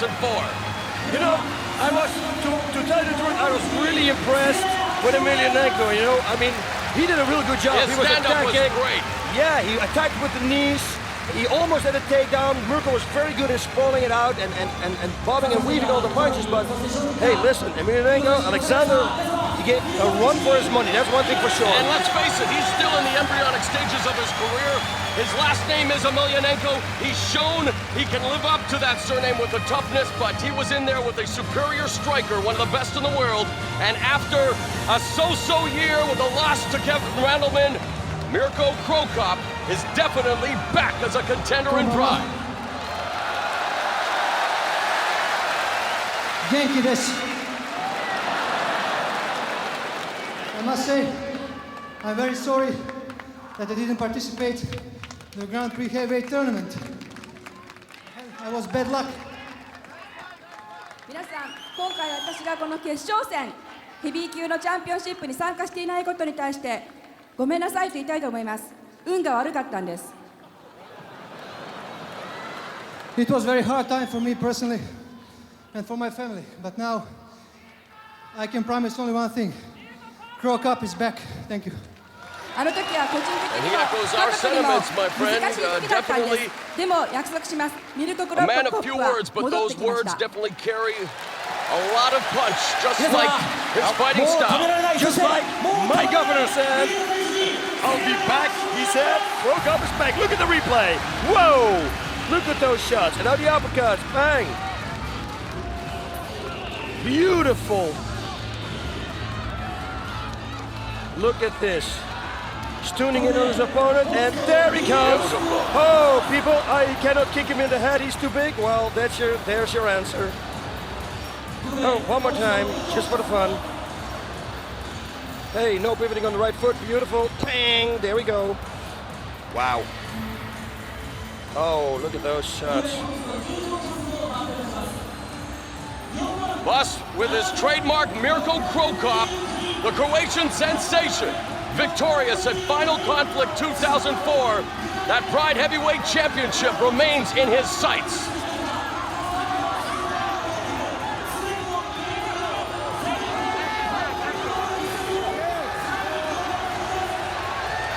And boss, they are just announcing now, the last big show here, we announced a record crowd of over 43,000. Well, tonight's official attendance at the Saitama Super Arena is 47,629. I'm here with the one and only Pride middleweight champion, Wanderlei Silva, the ex-murderer. Wanderlei, how are you doing? Very fine. Very good. Okay, now listen, you had an injury the last time that you had to fight Yuki Kondo, so you postponed the fight. Is that injury gone completely? I don't have any problems now. I am fully recovered, and it will be a very good fight with Kondo. What do you think that Kondo's strengths are in fighting, in mixed martial arts? Is it the ground game, or you think his stand-up game is the most dangerous? Well, to tell you the truth, I haven't seen any videos of his fights, so I don't know much about him. But I hear he's very good at stand-up, so I expected a very exciting stand-up fight. Did you train something different this time? Have you been preparing for more stand-up or more ground, or are you going to trick him with a submission this time or something? More stand-up. More stand-up? Yeah. So you really want to go for the knockout? Yeah. All right, the next one, Quinton Rampage Jackson. Quinton, wait a minute. You're not on the list. You're not fighting. What are you doing here? Man, I came to watch some fireworks and hang out and watch the Grand Prix, man. I want to make sure that Wanderlei wins his fight. I'll come here, even if I got to do pro wrestling style, get in the ring and help his ass out. So it doesn't matter what you, but after if he wins, you're gonna step into the ring. Yeah. Anyway, if I get him disqualified, anything, I'm gonna think of something. If the fight ain't going away, I'm gonna help it out. They better hold me back. You better do something. You're gonna win. You're gonna use the chain? I'm gonna use a chain. I'm gonna use my foot up somebody's ass. It don't matter. Yellow cards, man. Now you don't have to worry for yellow cards. They ain't taking no money out of my pocket. Yeah, because they're not paying right now. Yeah, I know. Look at that. I know. I ain't fighting. Shit. I'm gonna do something. Wanderlei better win, man. Wanderlei better win this fight. When is the rematch going to be, if he's gonna win tonight? Man, I hope it be like what they said it be. If he win, it's gonna be on Ugly Day. That's Halloween. Everybody gonna be ugly on that day, especially me. But every day be Halloween for me, though. All right, in a night filled with main events, this one has the fight world buzzing. It is Wanderlei Silva taking on Yuki Kondo. Boss Rutan Kondo, for many fans, he represents the next great Japanese hope in defeating the Axe Murderer. What are your thoughts on this tilt? Okay, now let me start with Wanderlei Silva. Put the report on them would be closed. He's the complete package. I mean, let's face it. He's undefeated in the Pride Fighting Championships. His striking is good, he's aggressive, you never see a boring fight when Wanderlei Silva is fighting. Trust me on that one, okay? Now his opponent, he's a very good striker too. He's got good flying knees, good hands, he's got it all. He's good on the ground, good in submissions, and when you take him down and you are on top, he is very hard to keep him down. He will escape that situation and get back on his feet. It's Chess Champion here at Final Conflict 2004.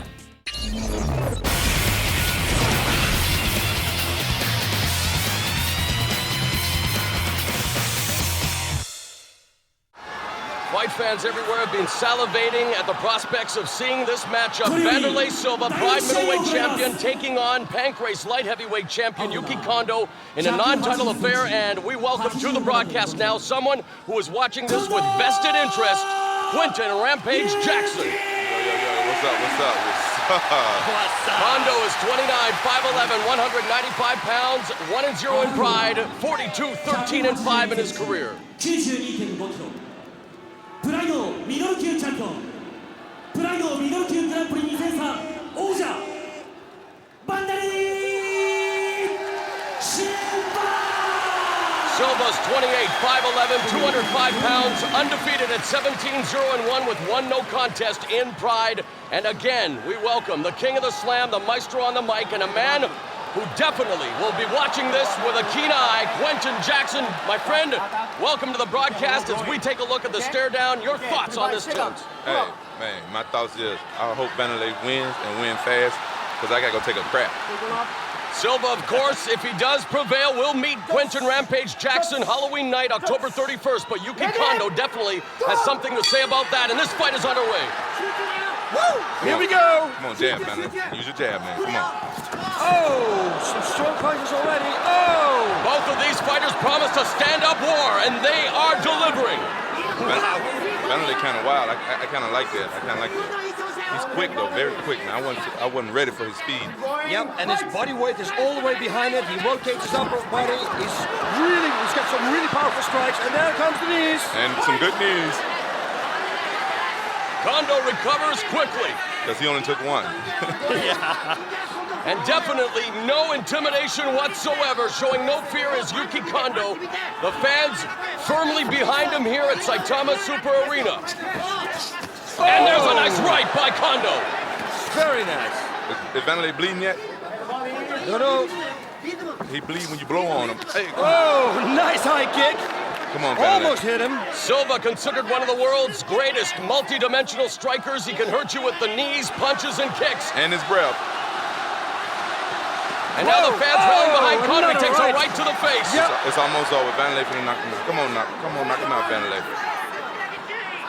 These two promised a stand-up war. Kondo promised he would unveil a new punch to knock out Silva. I don't want to see that punch. Inside, leg kick delivered by Silva. Kondo comes in and misses with a wild right. Wow, and he's buying, and he lets Silva misses also. Yeah, they kind of wild tonight. Both of them wild. Come on, Silva. Sum it up, man. Sum it up. Do your thing, boy. It's the only time I'm going to cheer for you. Do your thing. Come through for me. He wants the knockout too much, it looks like. And sometimes you're going to make a mistake if you do that, you know. The knockout will automatically, that's what people always say, you know, it will bring itself to you. Yeah. And if you go looking for it, you might run on a punch, walk on a punch. So you have to watch out. Kondo looked very impressive in his only other Pride appearance, New Year's Eve 2003, when he knocked out Mario Spiri. He did look impressive, didn't he? Yeah. Yeah, I was impressed. What they doing now? What they doing? They're just waiting. Feeling each other out. Yep, respecting each other. Definitely some respect here now. Look at Silva that. with the combination kick delivered by Kondo. And another kick now by Silva. Kondo, keep them legs down, boy. I can do that too. Right away he answered with the kick. And again, Vanderlei, set him up with a combo, blow your breath on him, out, punch. The reason that we hear Quinton Jackson cheering on Silva is that he has a date with Silva October 31st. And Silva now has Kondo on the run. And he knocks him down. There's a stop, another stop. Make it 4 stops, and he is finished. Yuki Kondo, and the happiest man in the arena next to Silva is Quinton Rampage Jackson. Good job, man. Good job. My God, side kicks to the head while the opponent was down like 5-6, and it was all hits. At 2 minutes and 46 seconds with a flurry of stomps. Vanderlei Silva improves to 18-0-1 with one no contest in Pride and proves to everyone why he is indeed, pound for pound, one of the most devastating fighters in the sport. Giving him a standing ovation here at the broadcast table is Quinton Rampage Jackson, because now, for the Pride Middleweight Championship, it will be Silva versus Jackson Halloween night. And also scheduled to appear, Mark Hunt and maybe even Mirko Krokop but the fight now has been set for the title. Silva versus Jackson, October 31st, only on pay-per-view. Thank you, Vanderlei. Thank you so much, man, for this opportunity to have a rematch. There we go. So, what did you think about Vanderlei Silva's performance tonight? Did you see anything that may encourage you in your fight coming up in October? I saw a lot of things that can encourage me. Vanderlei Silva's a good fighter, fast and everything, but he's kind of wild. I need to capitalize on that to win. That's what I need to do, capitalize on his wildness. A valiant effort there by Pancrace's light heavyweight champion, Yuki Kondo, still showing some of the effects of the devastating strikes, those stomp kicks by Silva, but Rampage Jackson, you have a date with Destiny, a rematch coming up. Of course, a rematch from the finals of the middleweight tournament, and we'll take a look at the replay here. Oh, that right hand started everything. Another left hook head. Bang! Now he goes down. And watch these side kicks he gives. It's all the hit. Watch. One. Boom. He grabbing the ropes, though. He tunes in, and everything is a hit. It's like unbelievable. It's like a radar. But look, he grabbing the ropes, though. Hey, looking for that knee. Kondo's on the run. Boom. Boom. Wow. Boom. Look at that. Everything. All right, Rampage, we thank you very much, and we wish you the best of luck Halloween night against Silva. Hey, anytime. I'm going to see y'all on Ugly Day. All right, man.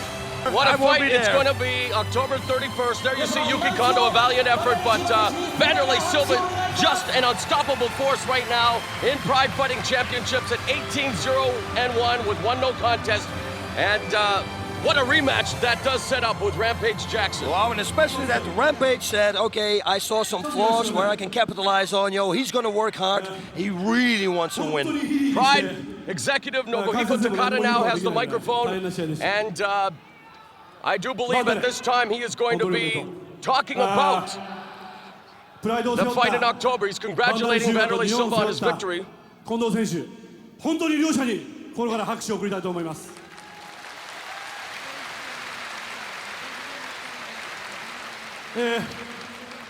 前回のアローナ And now Takada asks the crowd to salute both fighters, Silva from Brazil, Kondo from Japan, each receiving polite applause. 挑戦者決定戦でした。アローナを破ったランページ、自動的に次の挑戦者です。ランページいるかい？ All right, there you see Quentin Jackson now. He's making his way to the ring, and boy, oh boy, we're going to be in for a stare down, I do believe, boss. Yes. バンダレーに挑戦する気あるのか？やる。Takada just asked Rampage, are you going to fight Vanderlei in October? And he said, of course I will. やる。たった今。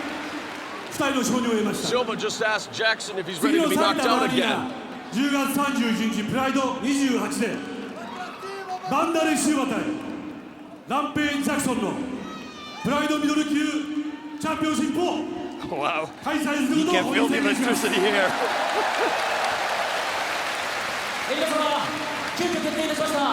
And Mr. Takada has just made it official, coming up on October 31st, only on pay-per-view for the Pride Middleweight Championship. It will be champion Vanderlei Silva facing his arch nemesis, Quentin Rampage Jackson. Quero dizer que eu treinei muito para essa luta e eu queria muito representar bem para todos vocês. Espero que vocês tenham gostado. 一生懸命に練習しました。皆さんの期待に応えるようにいい試合をしたと思います。 Vou treinar muito e espero que vocês venham ver minha luta, que eu vou bater nele de novo. No próximo evento vou mostrar que eu sou o campeão aqui. Vanderlei telling the crowd, as you see Kazushi Sakuraba, a man who definitely has had his battles with Silva in the past, he's telling the crowd that he trained very hard and he hopes they appreciated his fight. And he definitely looks forward to meeting Jackson once again, boss. Yeah, hey, wow. What can I say? Fireworks. That's the only word that comes up in my mind right now. Fireworks. And I'm going to be there. Actually, you are going to be there too, my friend. Hey, forget about the tricks. It's nothing but treats. Halloween night with the middleweight championship up for grabs. Here we go again.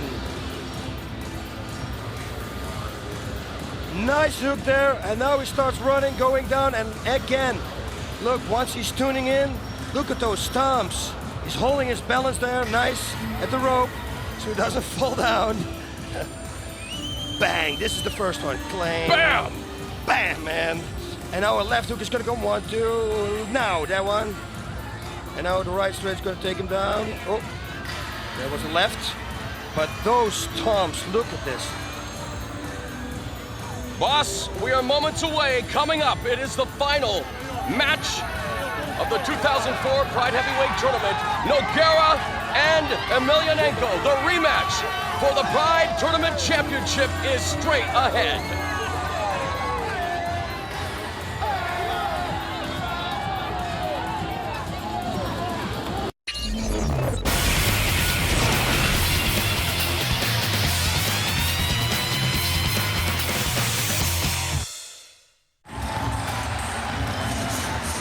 Boss, this is the moment fight fans everywhere have been waiting for. The main event of Final Conflict 2004. The Pride Grand Prix Heavyweight Tournament Final. And really, not much of a surprise when you think about it. Two of the best heavyweights in the world will be vying for the championship belt valued at $250,000 American. And making his way to the ring first, the interim heavyweight champion, Antonio Rodrigo Nogueira. Yep, like you said, there was no big surprise there. A lot of my friends, actually pretty much everybody thought in the States this was going to happen. Nogueira against Fedor again, so it was not a big surprise, as you already stated. But now that we have reached the final, we take a look at what transpired earlier this evening, and it is safe to say that Fedor Emelianenko had the easier route to the championship match because Nogueira was involved in a classic war with Sergei Kharitonov. Yep, and again, I will say you are absolutely right, my friend.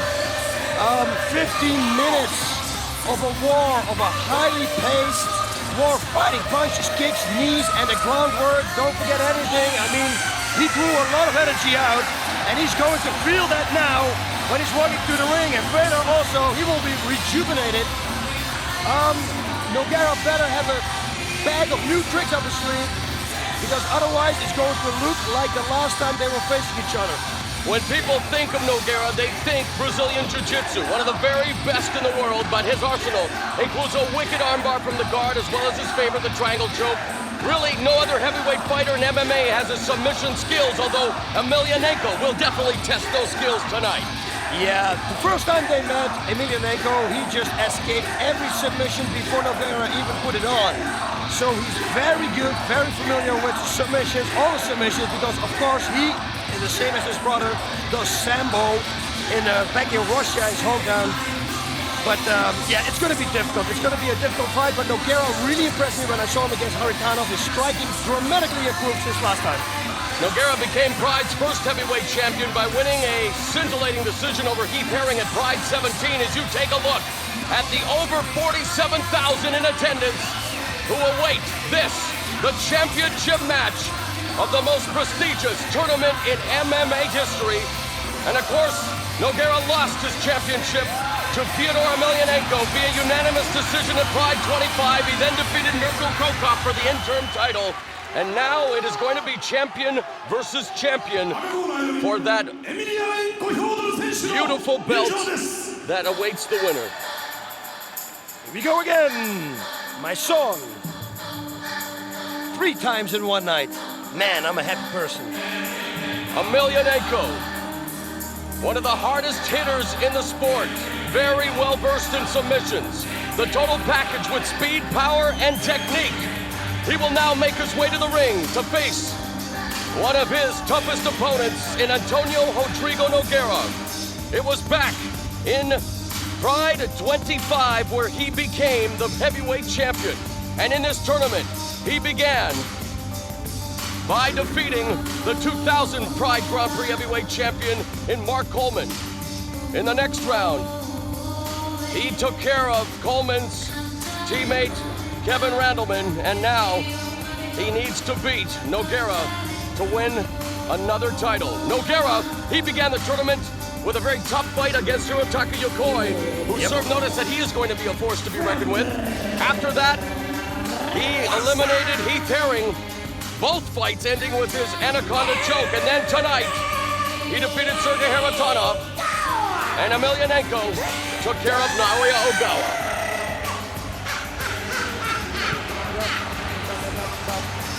Look at the special effects here.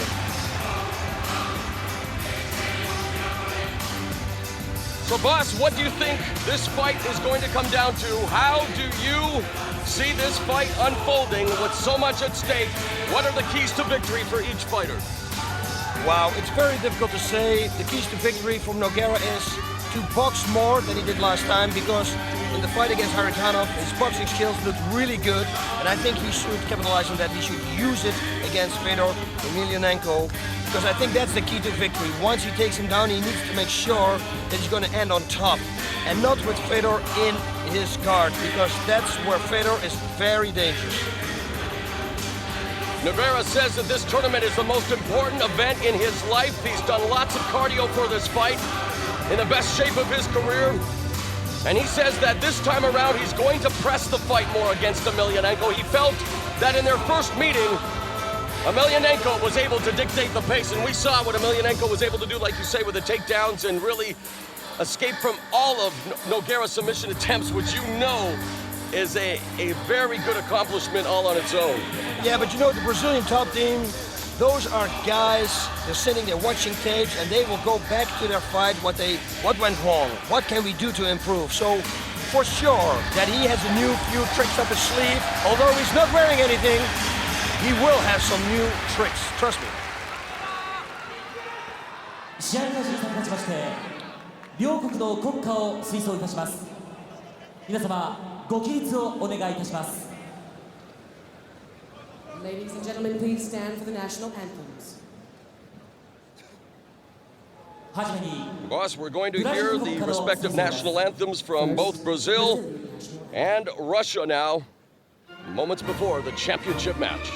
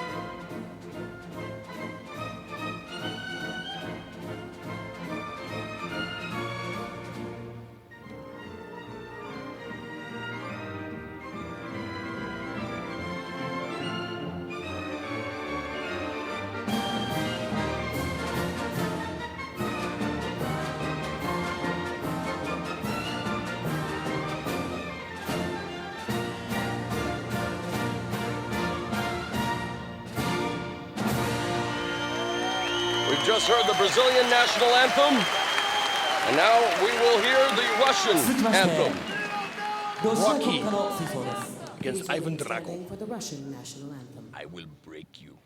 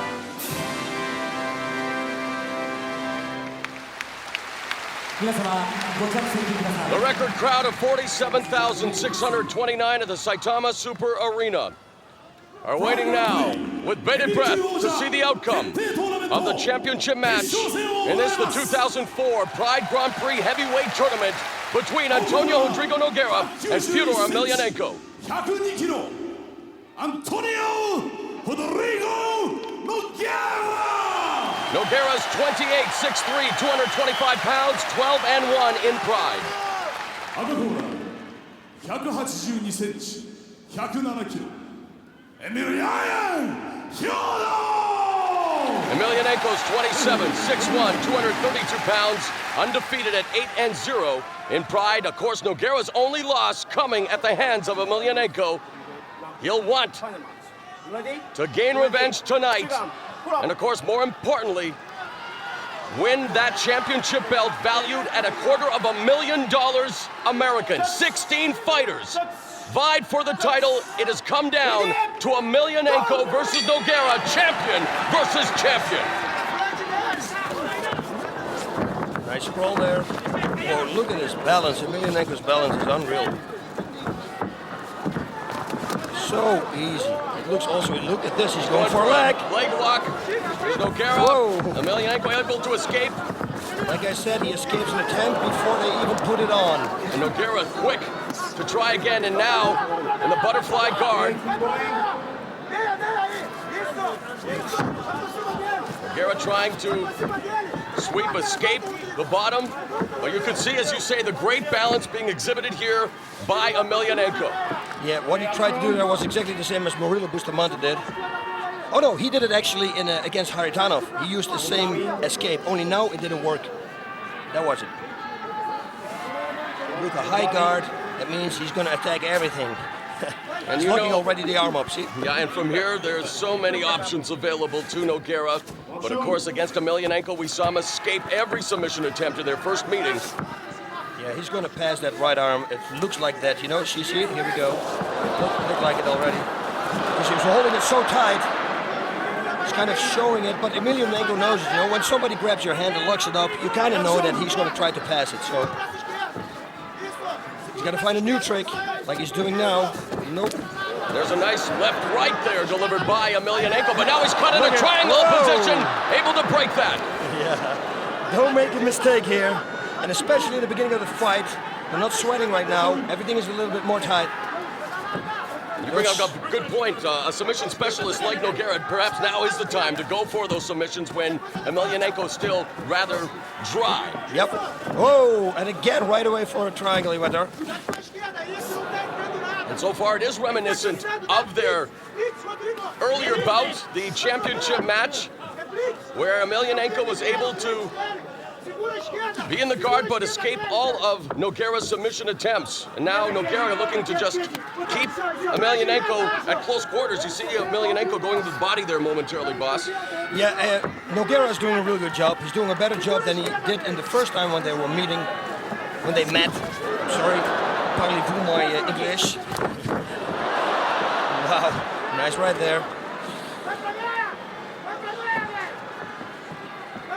Again, remember that earlier tonight, Nogueira went through a 15-minute war with Sergei Kharitonov, while it took Emelianenko only 54 seconds to dispose of Naoya Ogawa. We'll see if that will indeed play a factor as this fight progresses.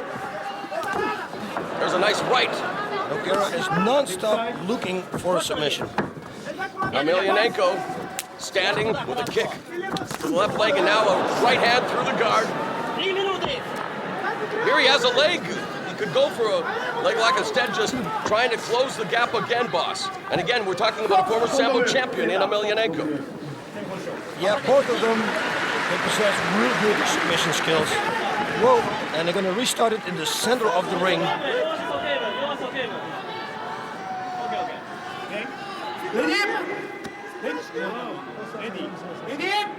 Yeah. See, with Nogueira, the feet on the hips of Emelianenko. He's going to go with the up kick now to the face. You watch. Oh. Again, Emelianenko able to sneak through with that right hand. Yep. Now looking for the omoplata. No. Well, figure four coming, reverse figure four. Looking for the Kimura was Nogueira. Now I thought he was going for a sweep there, but again, with the positioning and the balance of Emelianenko, that is going to be an exercise in futility. Yep.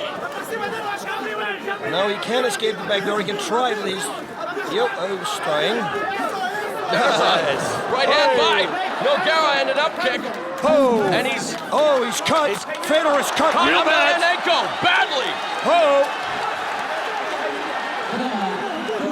unbelievable turn of events here as that right hand followed by the up kick has opened up a gash over the right eye of Fyodor Emelianenko. And you can see the excitement in the corner of the Brazilian top team. They see the blood, boss. Whoa, that's a big cut. It's a big cut. That's a huge gash. Oh my. It's not all the way through though, I think. I don't know what the doctor is going to decide. Let's take a look at the replay here, boss. Yeah, it was that up kick. Oh, it might have been the butts. It might have been the clashing of the heads even. Yeah, it looks like that. And that's what it is, boss. That's what it is. Oh, that will be too bad. We don't want to see that will be a no contest, I think. A tournament of this stature end like this, as you see Sergei Haratonov looking on. Oh my God. A clashing of the heads. Yes. And now moments of consternation here. Everyone awaits what the decision will be here. As you can see, the cut over the right eye of Emelianenko. And my goodness, with so much at stake, it's been a tremendous tournament. We don't want to have a premature result. You know, those people behind the camera and who are sitting there in the editing room, they sure have an eye for fighting. I mean, I didn't pick it up, but they were on the money and right away showed a replay with clashing the heads. Huh? There you see all of the fighters. They are all looking on here, wondering what is going to happen. That cut. You know Emelianenko will not capitulate, that's for sure. If this fight is going to be stopped, it will be because of a medical doctor, trainer saying that he is not able to compete or not safely able to compete. And let's take a look again, boss. Yep. Nice one. Boom. Yeah, that's it. And you see it. Yep. Wow, that they picked it up again so fast. Good for them.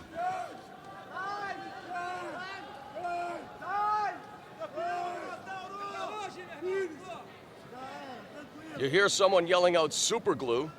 With so much at stake, might be a desperate measure, but that may be the route to take here. That was Mark Coleman who yelled that out. Of course, all of the fighters who participated in the tournament, all of them want to see a definitive conclusion. The fans here at Saitama Super Arena and at home definitely want to see this end the way it's supposed to, either by submission, knockout, or decision. And you know they're probably going to take as long as possible. You see a meeting here now. Mario Sperry discussing things with Mr. Saki Kabara, the president of Pride Fighting Championships. Discussions being held everywhere.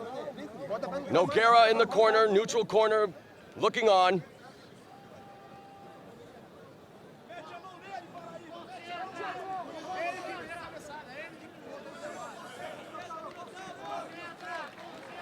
Emotions are beginning to play a part here. Emelianenko says he wants to continue.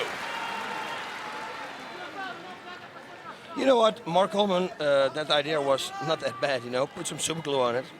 I mean, huh? And I agree. I mean, do what you have to do. This is the final of the biggest tournament in the world. You can always... The fans want this fight to continue. Yep, you can always stop it later on. Try it at least, and then if it goes open again, you say, okay, that's it. But at least we tried. The cut is not all the way through to the skull. And now we find ourselves wondering what is going to happen here in the main event. And when we do have a break like this, boss, we might as well talk about the tryouts that are going to be happening very soon. In fact, in Los Angeles, California. You want to be a Pride fighter, you can, well, showcase your skills, try your stuff in front of the likes of El Guapo Boss Rutten. And what exactly will the people in charge of the tryouts be looking for, boss? You know, one thing that I can say is be in shape, be happy, be colorful, be everything. And then when you come and you be prepared for anything, then you will find out there what are we going to do, what are we going to do with you. Oh, because man. it's all a big surprise, of course. We can't tell because otherwise people are going to train for it or something. No, it's a big surprise. It's not what people think it is, but it's gonna be a lot of fun. That's one thing for sure. And we are, like you said, we are scouting for good fighters who want to compete in the Pride Fighting Championships. So if you think you're up to it, pridefc.com. Go there on the website, pridefc.com, and they will tell you all about this. Our next pay-per-view will be October 31st, Halloween night. Already set is a Pride Middleweight Championship between Quinton Jackson and Vanderlei Silva, a rematch from the Final Conflict 2003.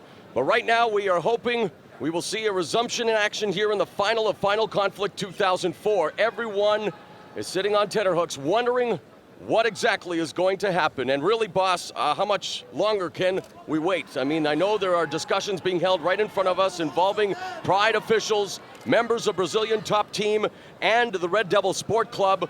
But for the fighters, Nogueira and Emelianenko, you don't want to see it end like this.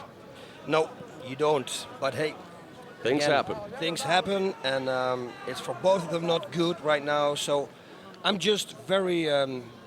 I just wonder what the outcome is going to be. If they're going to stop it right now, what are they going to stop it? How are they going to stop it? Is Nogueira going to be the winner? It's going to be no contest? I think we have to talk about that because it is, I think, even in the rule book that, especially this stage of the fight, early in the first round, accidental headbutt, clashing of the heads, it needs to be ruled a no contest. They need to do it over again. Yep, and here we go again. Boing. And actually, he did it to himself. Whoa, this is too bad, yeah.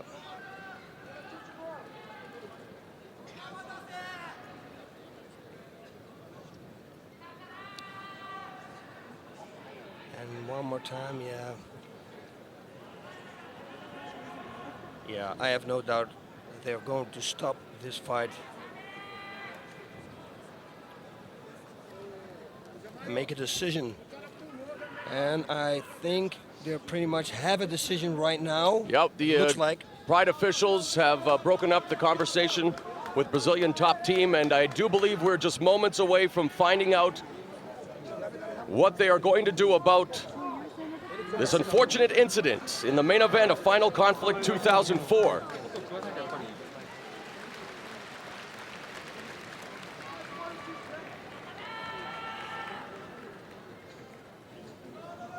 And you know what's funny, and well, it's not funny, of course, but it's ironic that Emelianenko's only loss in his career was a cut as well against TK Tsuyoshi Kosaka in rings. Won that fight that he was dominating there as well. That, the cut came, forced to end the fight, and we are revisiting a chapter in Emelianenko's career right now, and that this unfortunate cut may bring about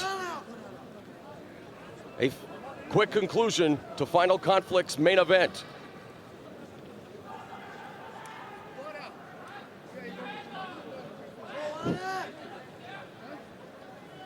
And definitely, boss, if you think about it, if that's the case, it will be the unfinal conflict. But again, I have no doubts. Look at Nogueira now talking to his corner.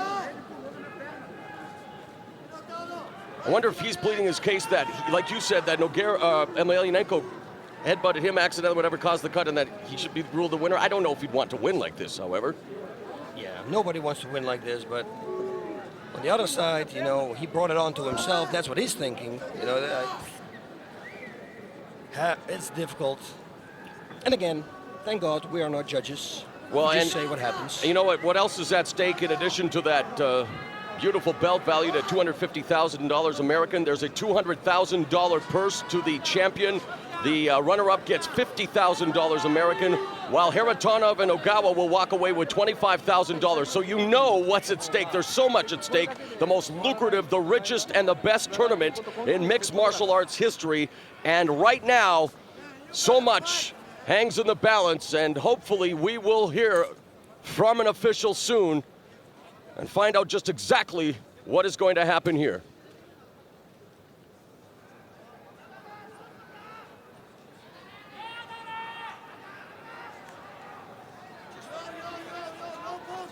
I know. All right, it looks like here we go. Junji Shimada in the ring. Telling the fans that they apologize for the delay.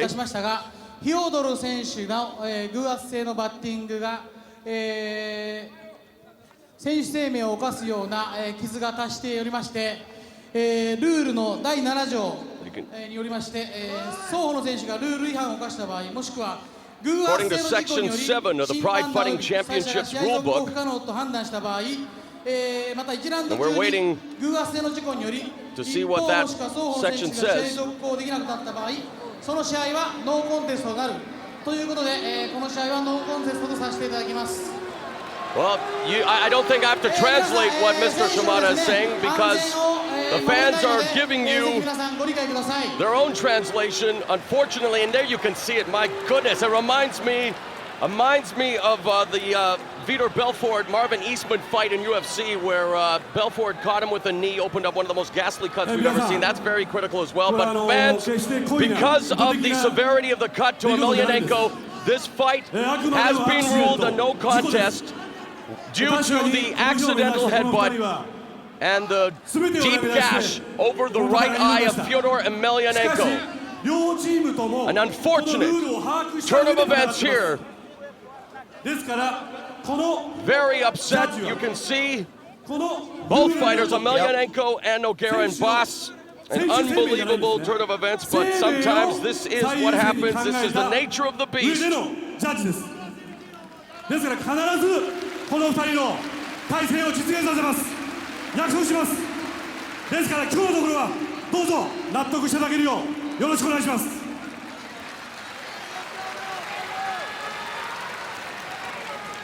申し訳ないですが。 Okay, boss, Mr. Takada telling the crowd that both Brazilian top team and the Red Devil Sport Club agree with this decision. They're disappointed, of course, but they understand the rule books. Rules are there for a reason. They want to protect the fighters.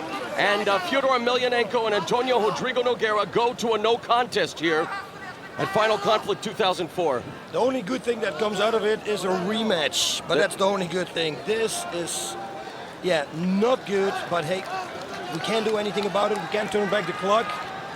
So we have to live with it. There's nothing we can do. There you see a dejected Antonio Rodrigo Nogueira making his way back to the dressing room. Fyodor Emelianenko